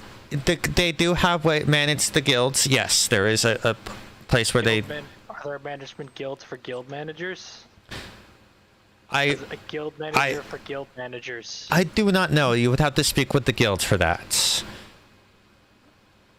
Speaking of which, just how tall does this ladder go? I would not know such things. However, there is many wards, as you know. You've experienced the dock wards, the castle wards, and even the north wards here. And your guys are pretty much going throughout the whole place. So you're doing it's a good day's walk, like not a day's walk, but half a day's walk kind of. And he has a carriage for you guys once you guys get to another place, and he's kind of walking you through. You go through the city of the dead and all that as he's giving all these different narratives. So he talks about the Sea Ward and how it talks about how this is the ward, with it's a high ground above the Mount Waterdeep Sunset Saddle, very gorgeous. The rich and powerful, at least those who think are pretty more wealthy, tend to be here. It's where businesses tend to be. The fields of grass are nearby, and it's very beautiful. You see a lot of colors of blues and golds here, and you know that there was a mascot of a sea lion that is kind of painted across some of the steps, and it's pretty nice. The North Ward you can see that this is where a lot of taverns and shops tend to be for variety of tastes, and tends to be more of a reserved and polite place. And you see a lot of houses in this place, and you sense that this is maybe more of the residential area. You do also know that there are temples here. There's many different temples here for. You see that there is the Holy Hands House in the North Ward. That's for all deities. But there's also the Elmater Temple. And those are the ones there. In the Sea Ward, you see more Mistra. You see Tempest, Soon, Saloon, Milikel, Sylvanus, and Gond. And then in Castle, you see all the Elven deities, as well as Tyr and Taimora. Tyr being and as you go by the Tyr temple, Snakebite, you feel a bit of a pull towards there. You feel a bit of a breeze kind of pass through your scales for a moment. Then he goes through the Castle War, talking about, this is the place where a lot of the military forces are, and the courts are, and the government. And this is where we're going to be going for our, to get your deed put together. as well as this is where you saw the Yawning Portal. And you go through, and he talks about various points, and this and that, and there's a lot of history of Durin over the Yawning Portal with the Mertz Mansion. Then there's the Trades War. It talks about how this is a place with a lot of sopping galore, and in the Seldon Ward, it tends to be a little bit more of the, the downtown of Waterdeep. The Dock Ward, self-explanatory, a lot of dock work in here. And then talks about the City of the Dead, which is basically, the graveyard. Okay. I'm sorry, I missed it. Did he go over the Field Ward too, or? The Field Ward. So the Field Ward, which is the Outer District. So curious of you to ask such a thing about that, Farah. Yes, this district is once a caravan yard between Waterdeep's two northern walls, kept free of the settlement to serve as a killing feed in times of war. Refugees of various calamities settle here after not being allowed in the city, and even though it's not an official ward of the city, the Field Ward has been commonly referred to as one. However, the Watch doesn't patrol this area, and many crimes go uninvestigated here. However, the City Guard does oversee the ward around the walls, but members do not tend to get don't tend to get involved with the folk moving in or out in this area. The Guild of Butchers does operate many slaughterhouses, some smokehouses, and other leather-based facilities in this area. Though they are kind, you are obviously in a place that's less civilized as you would in town. As well, there is a tavern I hear that is quite nice called the Ensif Tavern. There is also a legendary... There's the Undercliff, which is just a nice grassland with a lot of farmland. Very beautiful. And there's a rumored to be the Undermountain, where there might be a legendary dungeon below. Though it is unknown exactly whether or not it actually truly exists, nor if it's worth exploring.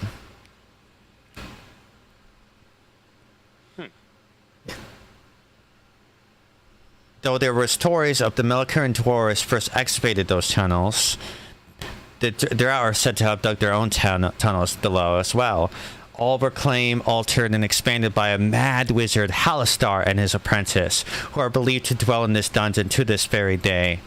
Though what drove them to go deep into the earth is a mystery. But the Undermountain's allure is a siren song that draws many to there. If you're an adventurer that seeks to descend, you may want to visit the Yawning Portal to potentially glimpse some of the wondrous treasures. I don't think I could live that far underground. I miss the trees.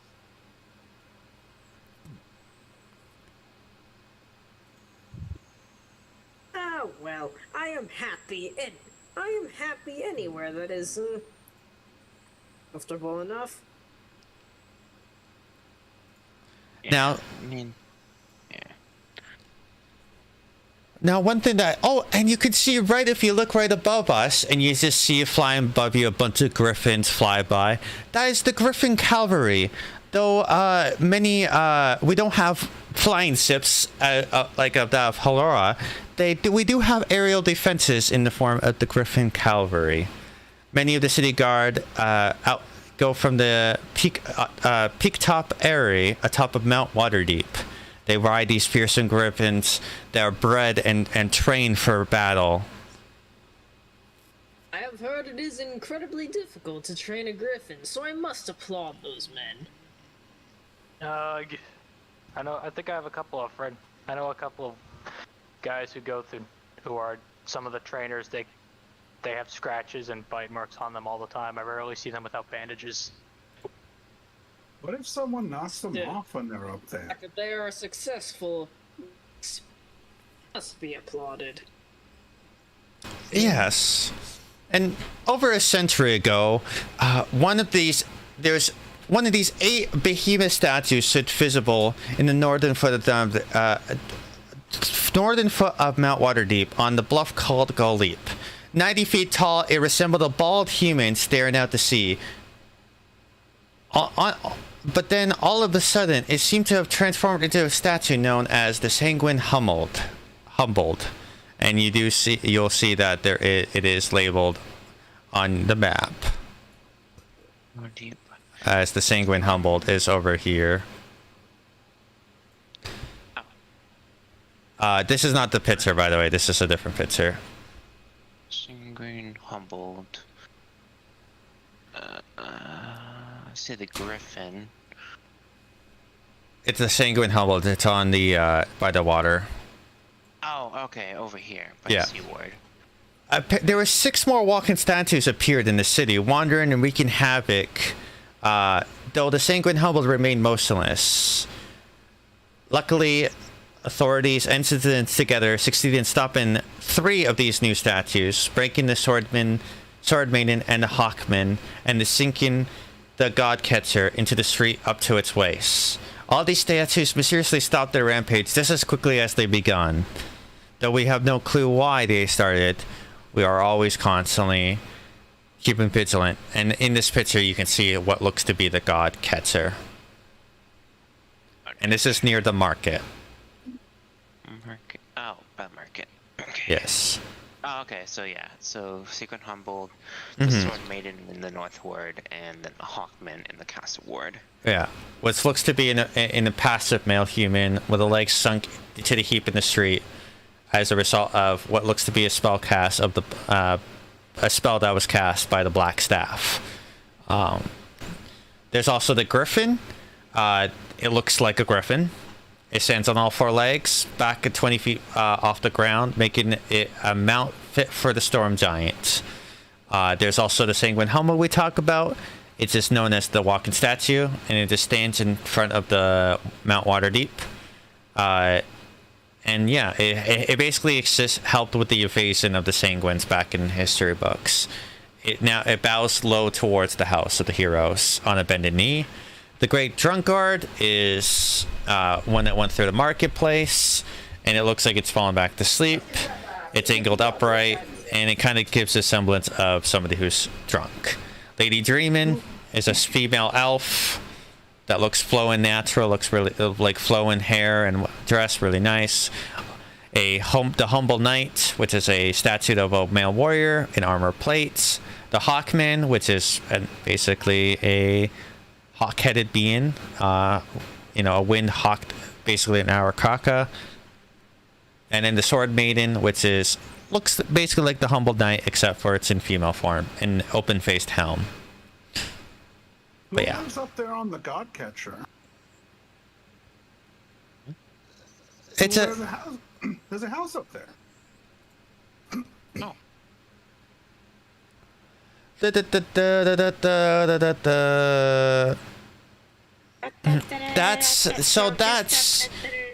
is the so those who live up there, you have to speak to I believe Miss Blackcloak. She's a very not sociable individual, a sorcerer of extrusive power, but she does she lives right in the spear, actually.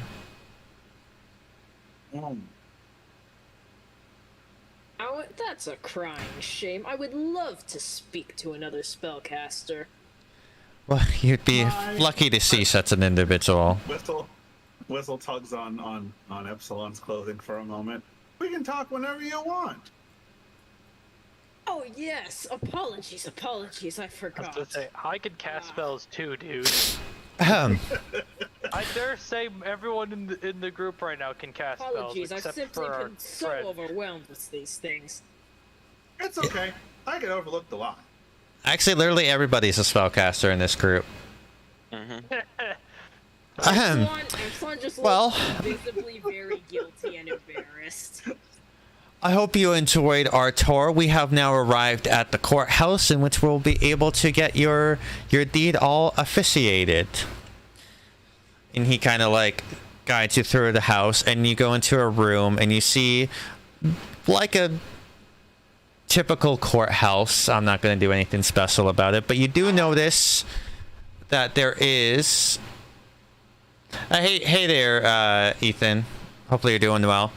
you do notice familiar faces. Two strikingly similar looking gentlemen seem to be standing there, and they both give you a greeting. Floon gives you a bow, and Regner kind of gives you not like a curtsy, but kind of like a semi curtsy kind of nod to you guys.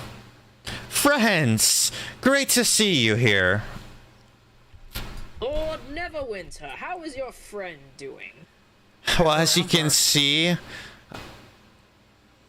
he's doing quite well. And like Flynn, I must thank you again for rescuing me. It was quite a precarious situation I was in. And you hear a gaffle as you see a lovely tiefling wearing robes by the name of Keelan Silmerhelv. Welcome. I believe we're here to officiate the transfer of a deed to a building. And Folok pulls out this his scroll and kind of walks over. Yes. And she looks it over. Okay. Yep. So there's a transfer tax of 25 gold. Who's paying? Usually the new owners have to pay, or are they paying? And then Folo looks at the group real quick to see if any of them are offering. Yeah, I can pay the 25 gold. Okay, so you hand it over. Okay, so 25. And before you hand it over, Lord Neverember grabs your pouch. Keep it, friend, and he pulls out his. These valiant heroes, I would have been without their assistance. I would not have been able to defeat the dastardly devils that kidnapped my friend. Here's the gold, and he puts on the table, and he just gives you a good nod. Chuckle at that statement. I think, Whistle comments. Your generosity is as great as your valiance, Lord Neverember. Yeah, Vero. greater, I must say. Yeah, Your friends of mine don't have to give me with such a title. Call me Renair. What's you? Okay, Mr. Renner, I was told that I should be careful and use no proper terms. Around my father, best to say Lord. You don't want to get in his bad side, but around me and around Floon, we're all friends here. Hooray! Why, thank you, Renair. much appreciated.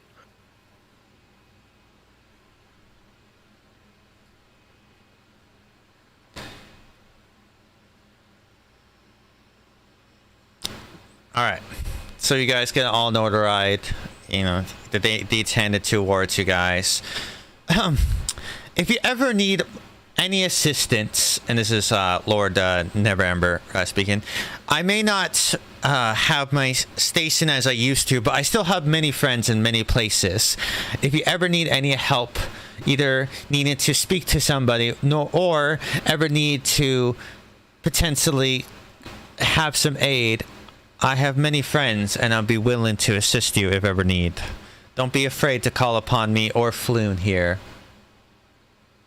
Well, thank you, Renair. Well, if you wish for help, you could come and ask any one of us. I have a lot of fun helping. I apologize if I wasn't of much aid last time in those sewers. Well, you weren't there for very long. It wasn't really your fault. True, I just wish my hands hadn't been so full.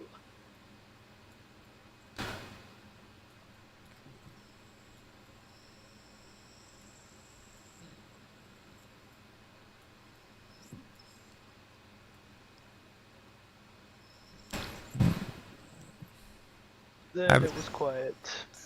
Oh, I was letting you guys do a bit of roleplay. Yeah, Vera like put out her hand to shake Lord Neverember's. He shakes it and gives you a bit of kiss on the palm in a gentleman's way, I will always be an aid of someone so beautiful. Don't. Just keep it respectful. He did it in a respectful manner. Well, no. Like, yeah, no, like, don't, like, she's just like, yeah, keep it respectful. That's all. Okay. Yeah, Epsilon's just kind of, his face just turns a little bit, but he's still smiling. Whistle flashes him an encouraging thumbs up. And so, I'm going to give you guys...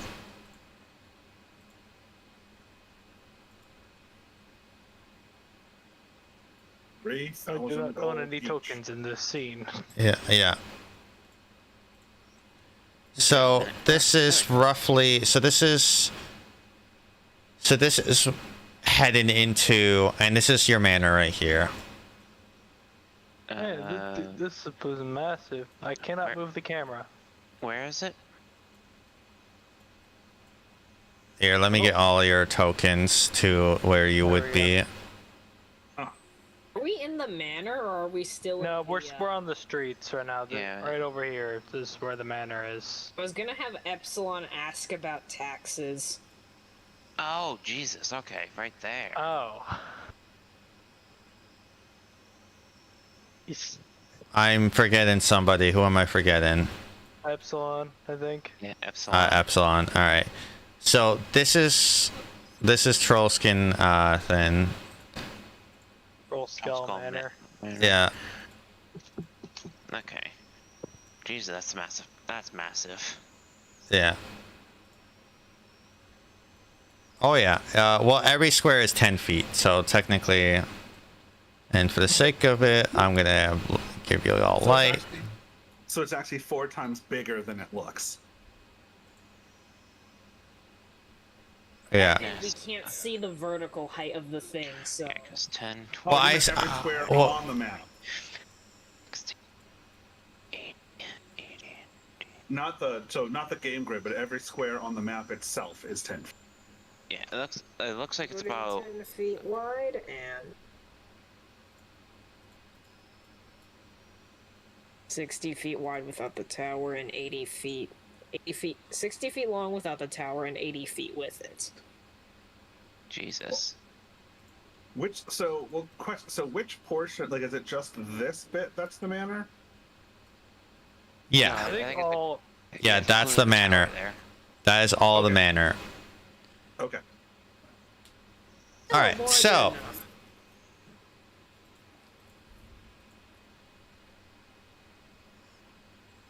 All right, so let me pull out. There's a bunch of things here.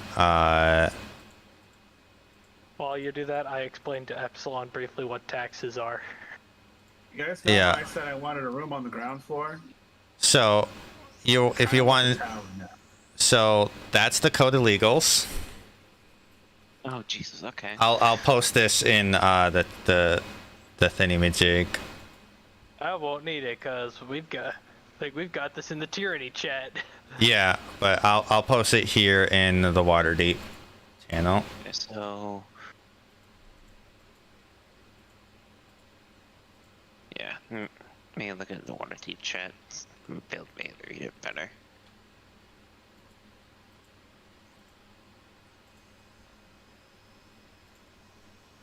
If it lets me, come on. There we go.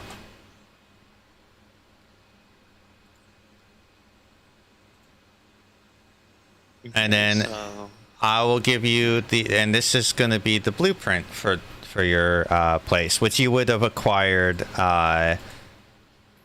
when you got it. ooh, very cool. Okay. Heard this place was haunted. Now would be an excellent time to have. So this is it's 4 stories tall and boasting balconies, a turret, not like a turret. A turret is the tower. A turret and 5 chimneys. And the abandoned building is one of the grandest in Troll's Skull Alley. You can refurbish it, rebuild it, rename it, and otherwise personalize it as how you want. As you can see, there is a tavern room. When you first walk in, it is filled with broken furniture, some tarnished silverware, casks of wines that have been turned to vinegar, and worthless detritus. And all of the other rooms in the tavern is empty except for cowboys' desks and harmless rats. Ooh, this is what the village elders would call. To do. We do, but this is what the village elders would call a continuous income stream. True. Yeah. We certainly could use this tavern as well as renting out rooms. If, well, we have the space to do so. Wait a minute, Whistle. You're onto something. You might have an in with that halfling, too. You're right. True. That we may have accidentally broken into his basement, but that's neither here nor there.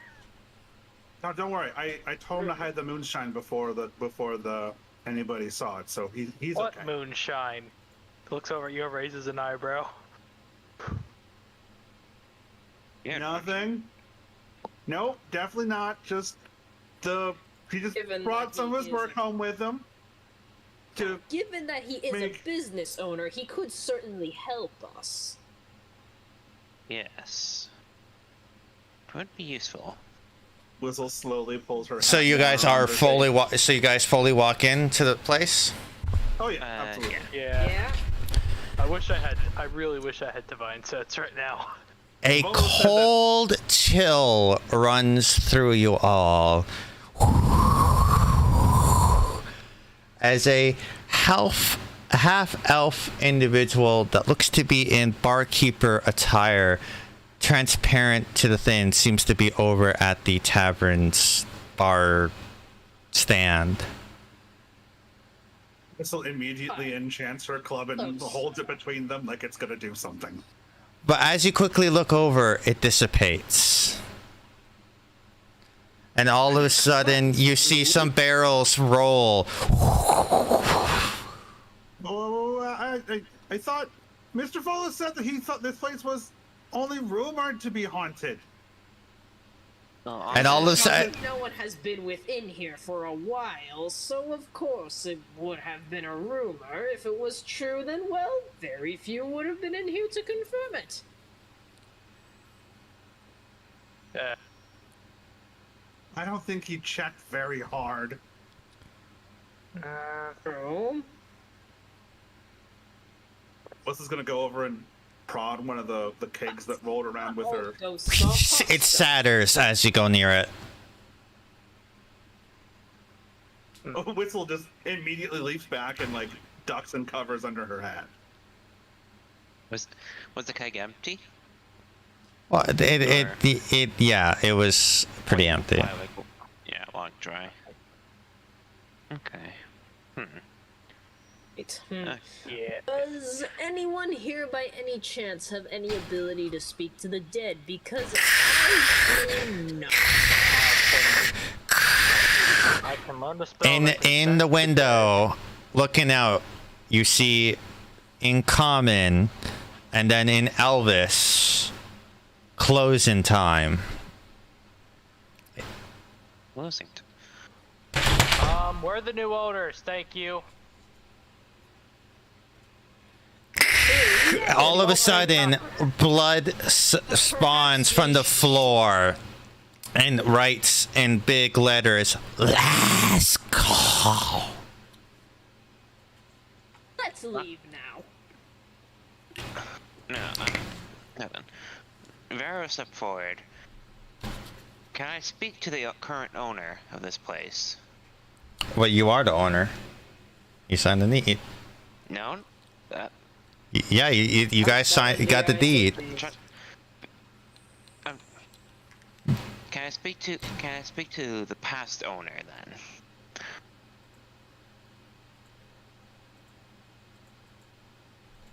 Mr. Bartender?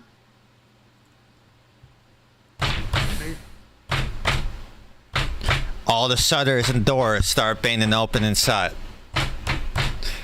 And now Fine. the plates That's that no way were to treat your here boss. are starting to splatter. This is no way to treat your boss. I said, if you were smart, I suggest you cut the racket now. We own this place now, so I say shut up. They are ghosts. I doubt they will listen. Can I make it? Unless Can I attempt to intimidate them, please? You can, sir, read disadvantage, Alrighty. as this is a unwieldy spirit. Alright, 15. I'll tell you. No, it doesn't seem to be effective. But then the slamming does seem to fade. As it's quiet once again for now. If there are any spirits who wish to speak with us, feel free. Do you wish to explore other areas besides your manor? Other areas besides. Literally been in only one room, so... Yeah, This place is pretty haunted. bit of ruckus happened. Perhaps we should go tell Volo and get his input. Maybe he'll want to be here. Because of the ghosts. I don't know that, but I guess we could just take some good notes for him. yeah. Or ask his advice. Yeah, we.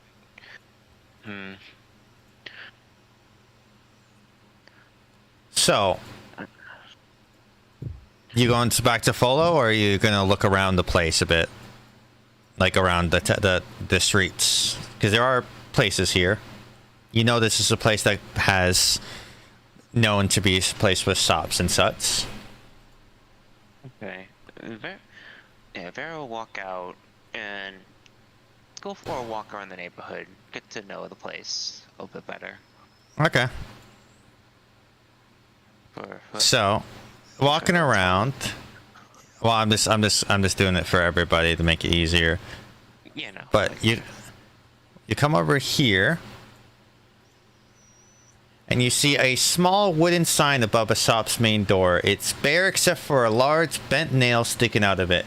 The front room contains a display of ornate wooden furniture as well as a selection of bows and crossbows.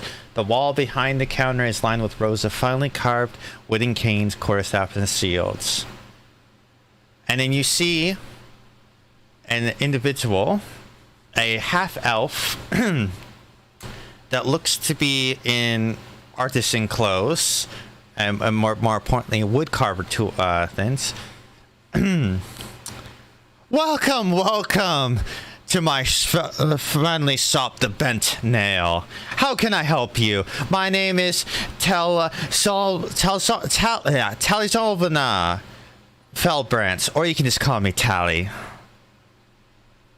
Ah, greetings, Tally. I am Epsilon. Vera.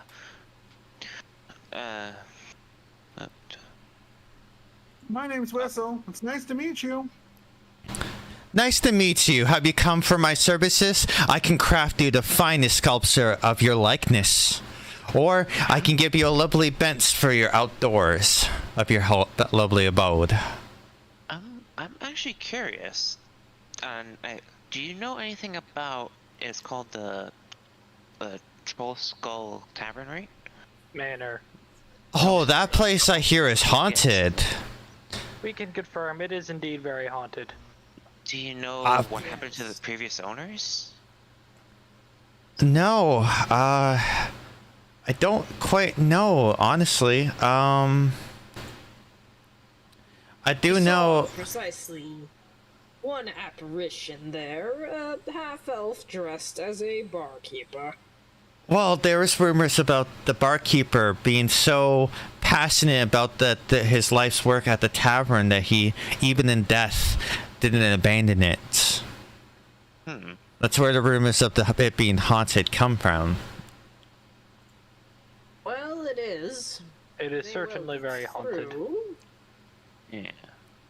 But we have no knowledge precisely of how to, at the very least, appease this ghost.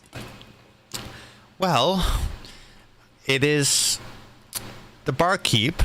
I would imagine if you renovated the place to make the tavern come back to life, maybe he will be satisfied. Wonder if he wants to. We were thinking of doing so anyways as a means of generating income. Maybe he just wants to bartend again. Yeah. Now, as a question to you, Tally, do you make bar furniture? I could craft furniture for you at a price, of course. How much are we talking? Oh, Place is gonna need a bit of fixing upping just to get it functional. Yeah. Furniture is one step. I believe it might also need some new... well, knowing that place and a rough estimate, you're looking at probably a 2-week job at best if that place has been, since it's been abandoned for so long. I can quote you for probably roughly between 800 and 1,000 gold. Not to mention, you're going to have to get your guild license for a tavern, and also the contracts all have to be paid up front. That's going to be roughly 250 gold. Not to mention, you know, other rares and tears. Yeah, we don't have that kind of money quite yet. No, not even Yes, we might ask you later, of course, but not presently. Thank you for telling us about the guild registration. And above table, you can renovate this. This is a actual with functionality. Like, this is an actual thing you can do. Yeah, I think I think we probably just need to try to just get rid of the spirit first before we try to do anything. Well, that's the hard part. We don't... To get rid of the spirit, we have to renovate the place. Yeah, well, that's a theory. You could also potentially just try to kill it, but, you know, I don't know how many of you are good at exorcisms. Yeah. You could just smack him with a Precisely smite. none of us, probably. Well, come back here now if you want my services. I'll gladly accept any potential offers you have at trying to tackle such an endeavor. Then you come down over here to this house. This is what you can see during the daylight hours is smoke and steam bellowing from many windows around the indoor forge where metal weapons, armor, and tools are made.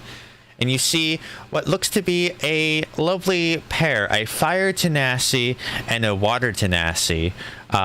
Both appear to be, and it's the male's fire and the female is water. Fire boy and water girl reference. Nice. Oh, welcome, friends. Welcome, friends. Welcome to the Steam and Steel.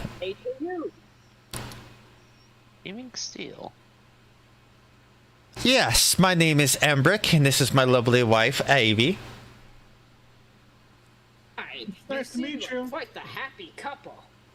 Oh, my correction. They're both male. Oh. Okay.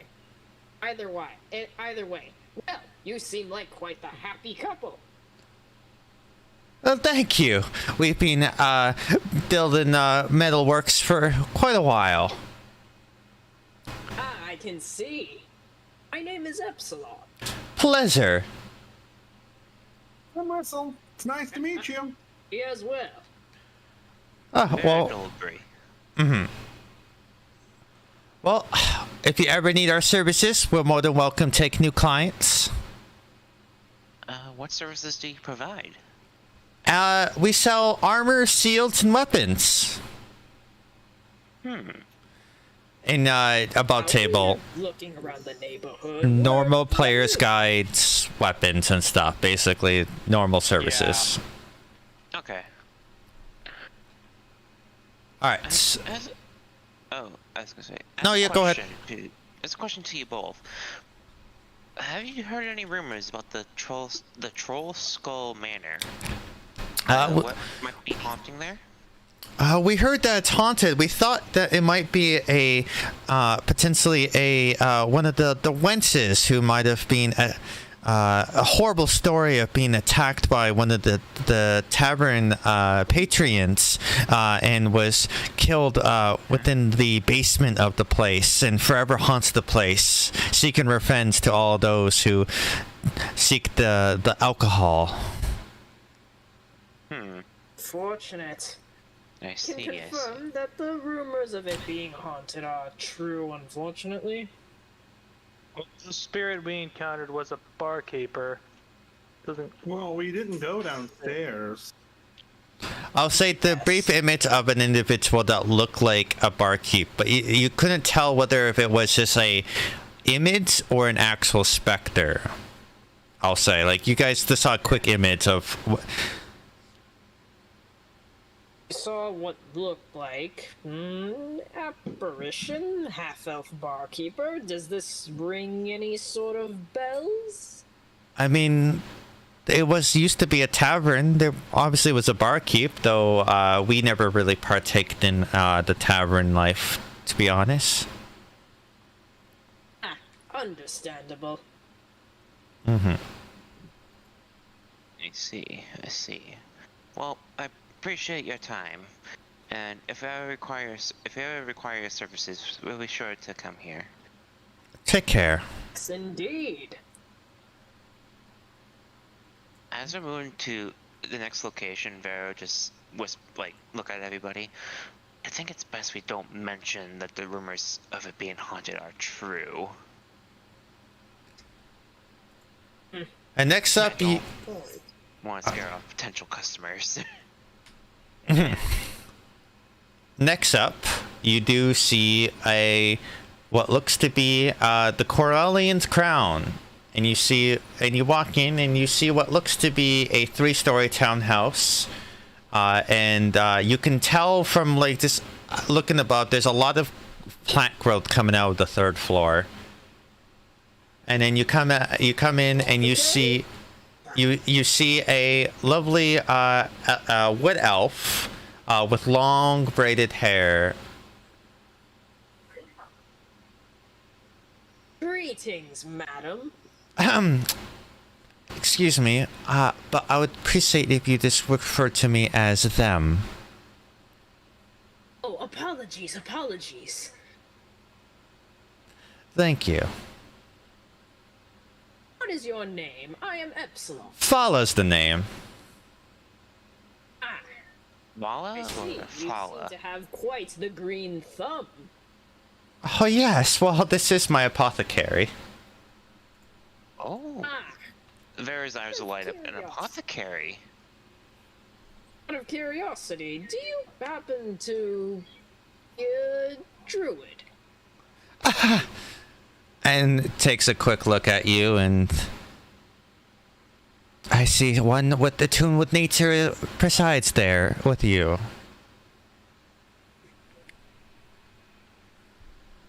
Oh, that would happen to be me. And she says that in Druidic, by the way. So only you heard that.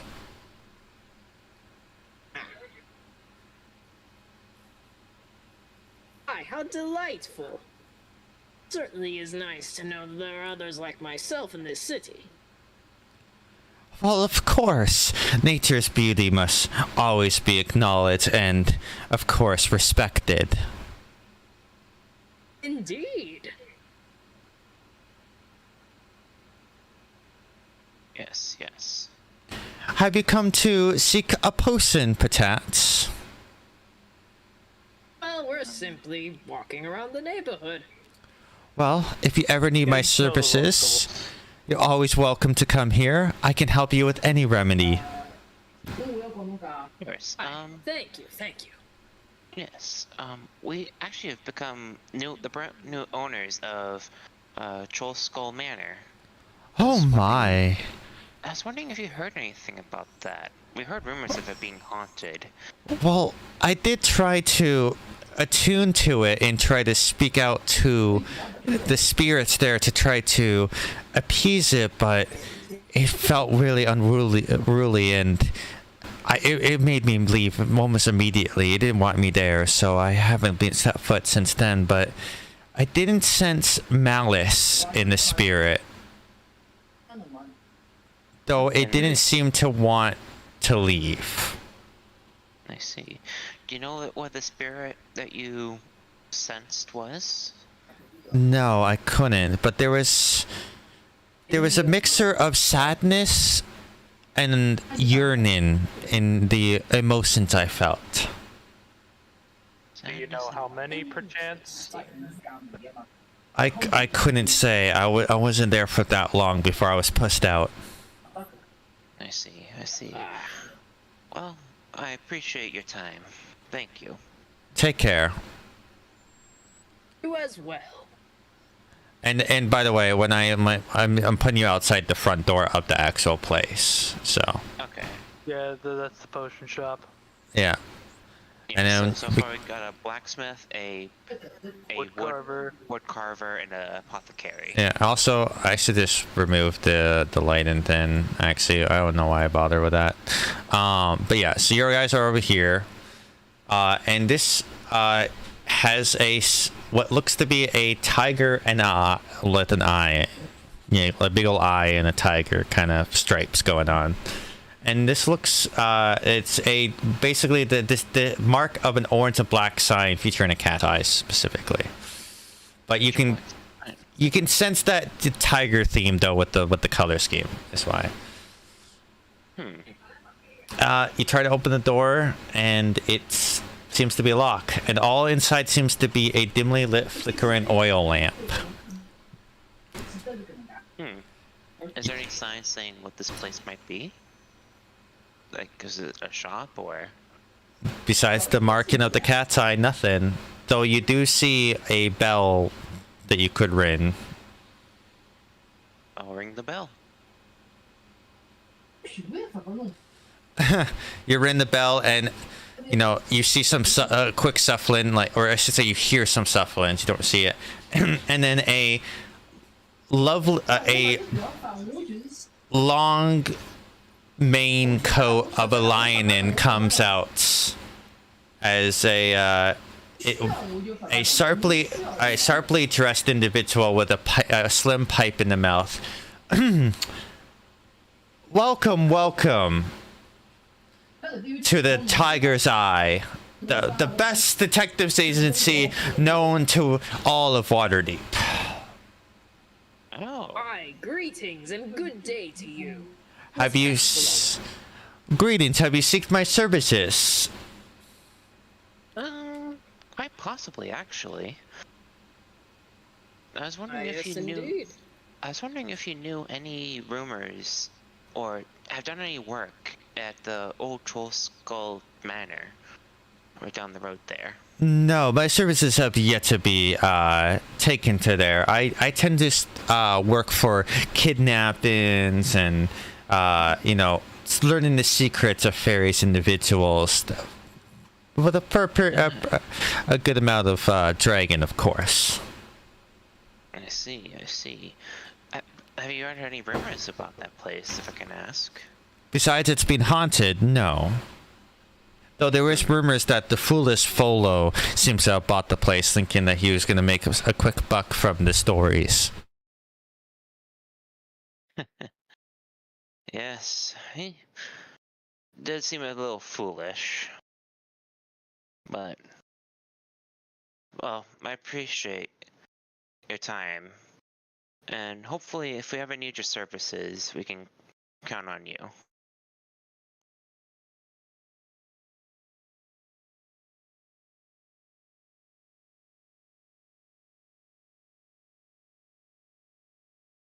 Sorry about that. Okay. I got pulled away for a second.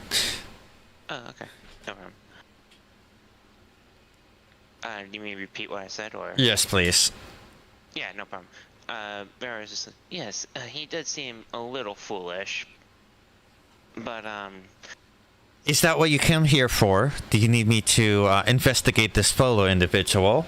Oh no, I can easily, keep tabs on them, see where they go, who they meet, and if need be, if things need to be silenced, I do provide that, of course, at an extra cost.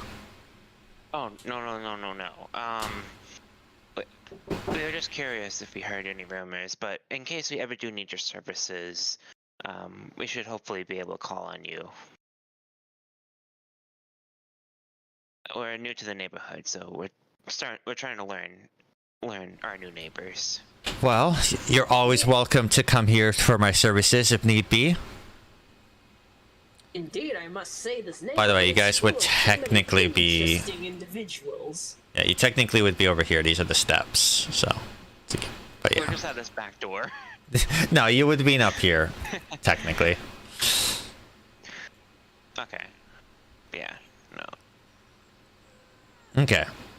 So you guys, meet them all, and they're like, he goes back in after, greeting you all. He gives you his business card, which is just literally the cat's eye. Can we please get an NPC list either, because I'm not the greatest with names. Oh yeah, no worries. I will be posting everyone you've met and information. And yeah, and over here, you see what looks to be a place called what looks to be a bookstore, and it's adorned with a charming sign of a golden dragon curled around a treasure hoard of books and scrolls.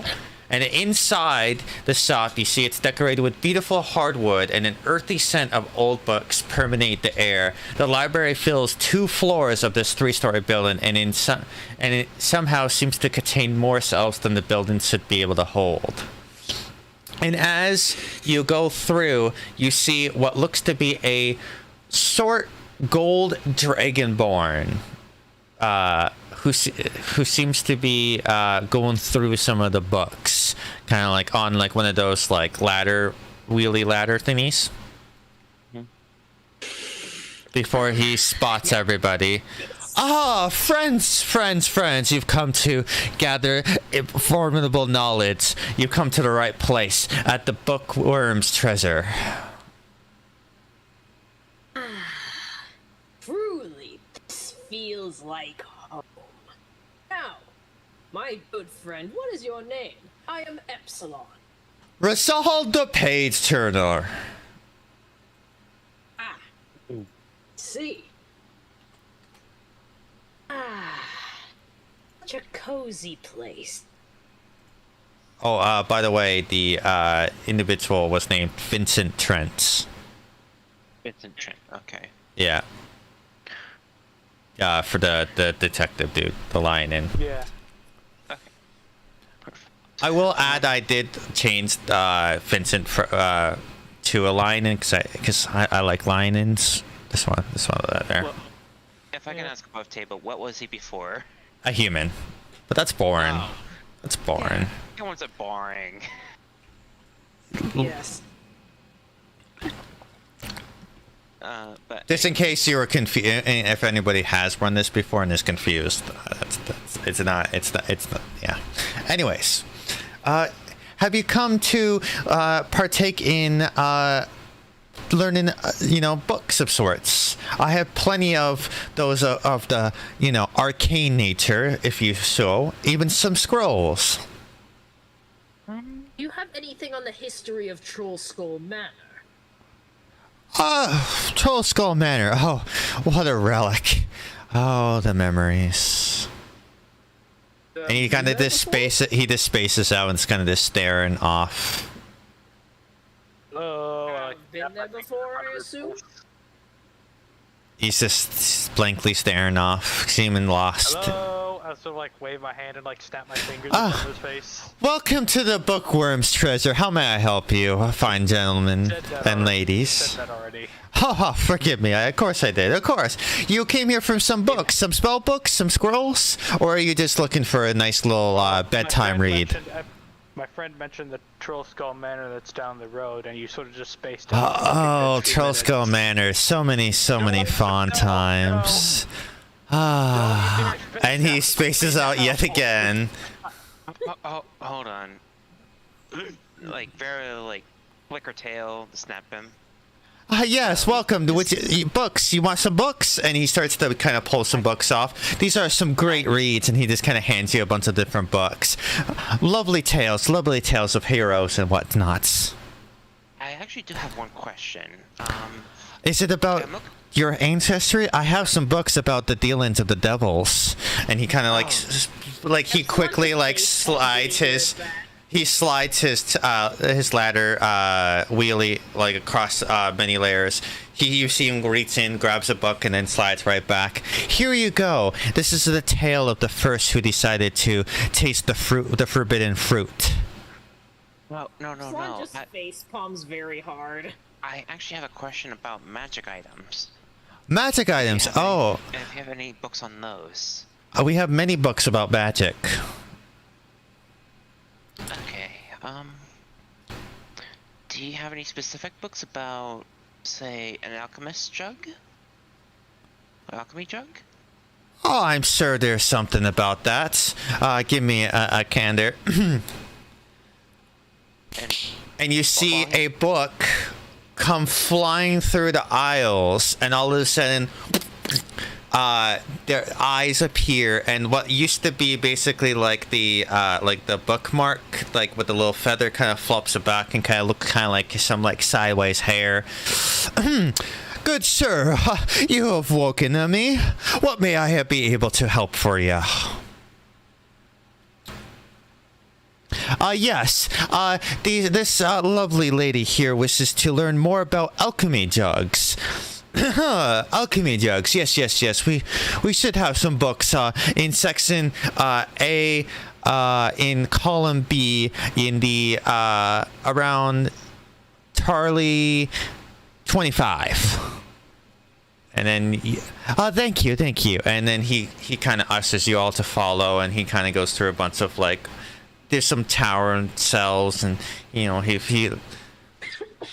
double takes a couple of seconds, and then he pulls out what looks to be a book, and it's about various magical items, and what presumably contains alchemy jugs, as well as other magical containers. It seems to be a book about magical containers.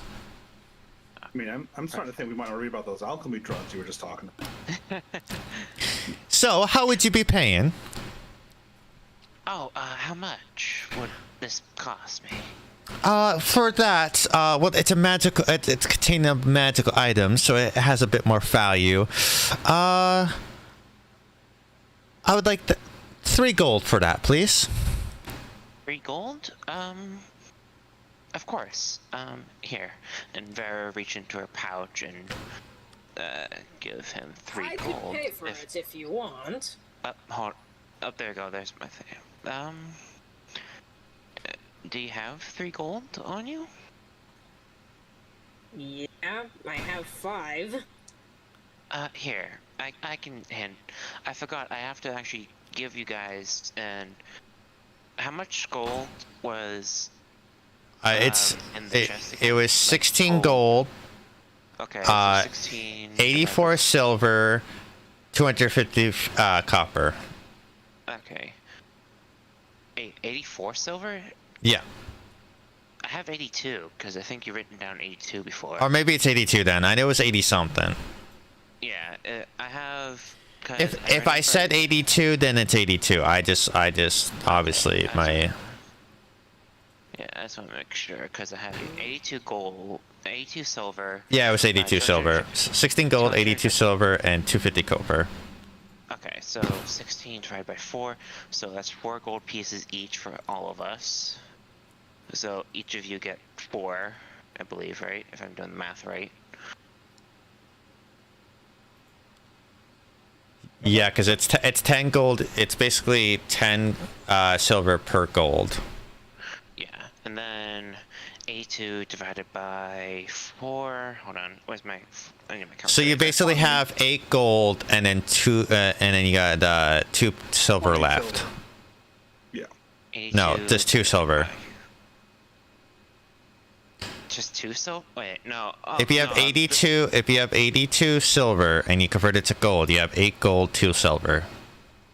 Should like divide up the silver pieces, though. Yeah, no, I'm trying to divide up the silver pieces for everybody. Oh, okay. So Yes, I always so recommend when you're dividing loot, to since you also have a manor now, which can have this chest, you should have party loot. So Okay. Yeah. so to keep it easy, because you can always downgrade. So 250 times 10 is or not times 10, divided by 10. It's 250. Divided by 10. Yeah, divided by 10 is 25 silver, and then that is so you would have 5 silver, so you'd have a total of 107 silver. yeah. Okay, so 107 silver. Hold on. I need to find something to do party stuff in. How many Well- people are we splitting it between? Well, I will say that you split it between the people that are currently present, Yeah. and then Yeah, put I the think rest we in should party split it 5 funds. ways, so we can have some for the party fund. Yeah. Of just 4. Okay. I always So rule that there's 107 always the party fund, and then if anyone who's not present doesn't get gold. I don't allow that. Unless you purposely say, I'm saving this gold for X person because you're a friend, just assume that nobody else gets the gold but you. 107 5 ways is 21 silver per piece, and we just give 23 to the party fund. Okay. So how And much somebody silver? has to record that, so somebody be in charge of recording party funds, because Okay, I can do it. Preferably somebody who probably has like notebook nearby them. I can set up a spreadsheet for you guys later when I have time. I'd appreciate it. So, how much silver per person was it? 21. 21. Okay, so 21 silver. You converted all the copper into silver, right? Yep, that took Yeah. the copper as well. Okay. So all And that's the left is the 16 gold. Yeah, 16 gold. Which If is that, 3 apiece and 4 for the party. yeah, so that's 3. So, Hmm. so I have 23 on me then. Okay. All right. I've got No, that's- 17 gold. Yeah. All right. So now that that's all figured out. Well, technically, each class is supposed to get their own amount of gold and stuff like that. Yeah, no.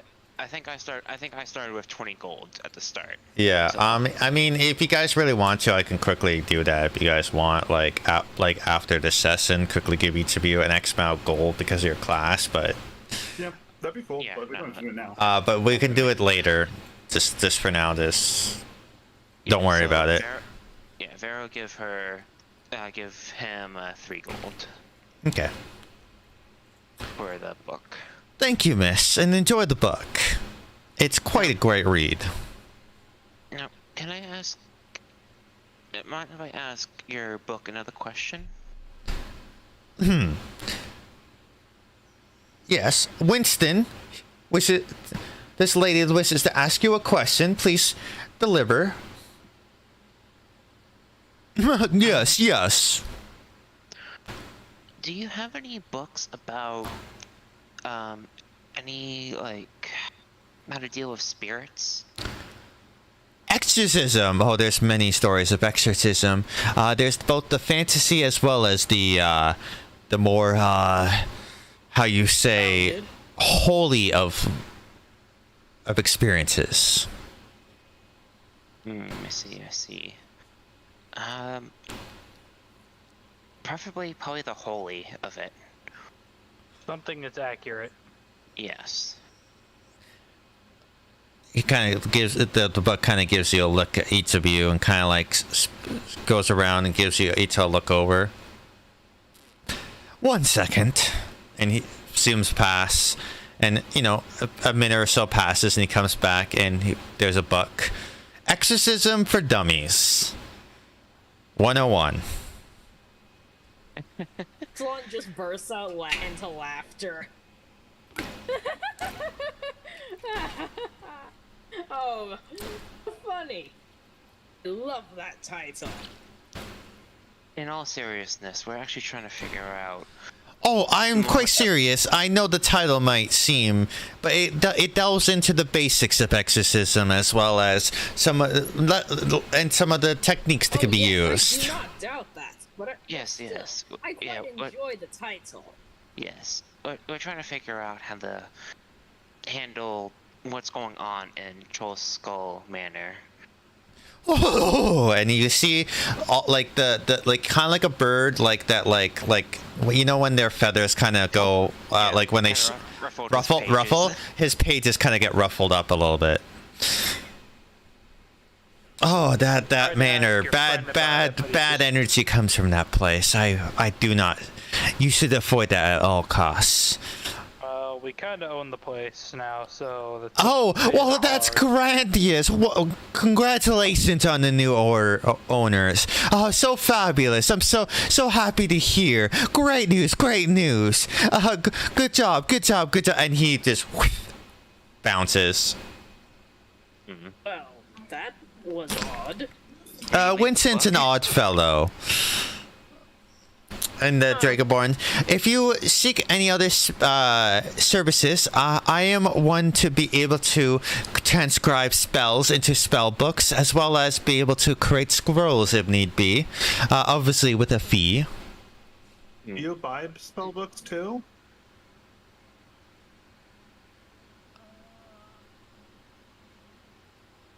Oh. You have a spell book on you. Are you a wizard by chance? The one that partakes in arcane study? Well, I did learn everything that I know from my spell book. I suppose that would make me one. Well, you better keep that book handy, and if you ever find a spell book, you can always transfer the spells into your own spell book. That's how most wizards do it. Oh. Yes. I see. My book had a whole bunch of spells in it when I got it. Well, yeah, you must have had a beginner's guidebook. Many schools tend to give out, like, basic cantrips, some, for low-level spells to kind of teach an individual of arcane nature. Interesting. Yes, you must have attended to one of the schools of magic. No, I got mine from No. Of course she did. Yeah, you must. She did. Well, Not me. Are you a graduate of Strixhaven by chance? I too am a graduate of such an establishment. Not that one. Strixhaven. Is that? It's a wonderless school that teaches many individuals about different forms of magic. Interesting. I'm curious. I am not an arcane spellcaster. I know little of those. Well, it's a wonderful school. Highly recommend visiting if you're ever in that area. Gladly. Indeed. Sounds like an interesting place. Yes. Well, I appreciate your time. Vera, nod her head. Oh shit, Tal'Dorei Reborn is available on this. Oh, damn, okay. Sorry. Got a little distracted there. No, you're fine. It's fine. Once we're back outside, Whistle looks very puzzled. Why wouldn't you let me tell him that I learned my stuff from my book? It's... The book I think you were mentioning is not a good idea to mention. Because we did not mention that to really anyone. Well, but I've got two books. Also, did anyone notice how... Is it just me, or does Dragonborn spacing out every time we mention Troll Skull Mansion and also seemingly forgetting the past few minutes was a bit strange. Bit odd? Suspicious. Yeah, a little. Even the book seemed a little spooked by the place. Well, I mean, the place is haunted, so I suppose that tracks. So, the last thing you guys discover upon, traveling the place is what looks to be a manhole leading into the sewers over here. Oh, yes. We could use that to get back to the hidden bunker area when we want to take a closer look at that portal. Yes, it's a sewer entry. We could use it as a secret base. Now, maybe. as you guys make your way back to the Troll Skull Manor to delve into what to do with the specter, to hunt it down, to appease it, to make friends with it, to renovate or not to renovate, all of these questions will be answered in our next session, as I'm going to wrap this up now, as we are now at 11 o'clock, which is a little late, but I wanted to at least give you guys a little bit of a session tonight since it was a bit late. I do appreciate all who attended today. Kira will definitely be again available next time around, and we'll also have our lovely cleric Forian come by as well. So that's going to be a lot of fun. That's going to be 2 weeks from now, as we do alternating weeks when it comes to this campaign set-in. Hopefully everybody in chat enjoyed today's session. Again, I know it was a little bit later start time and it's a bit jarring, but okay. You know, things happen, life happens, but you guys made good progress. You guys leveled up. You guys have a lot to learn. I'll be posting a bunch of information about Waterdeep in the actual Waterdeep channel for you guys to read and stuff. Since I know I didn't go into huge details, as I didn't want to bloat it too much, because literally I could read literally paragraphs of shit if I wanted to. But Waterdeep is a fabulous location, and there's a lot of interest in lore, and a lot of different individuals exist in this world. These are going to be your neighbors. This is why I wanted to give you a bit of a tour around this alleyway, because these are people you're going to be seeing constantly, whether you go in for services or you just run into them, or you see them visit the tavern if you end up renovating the place.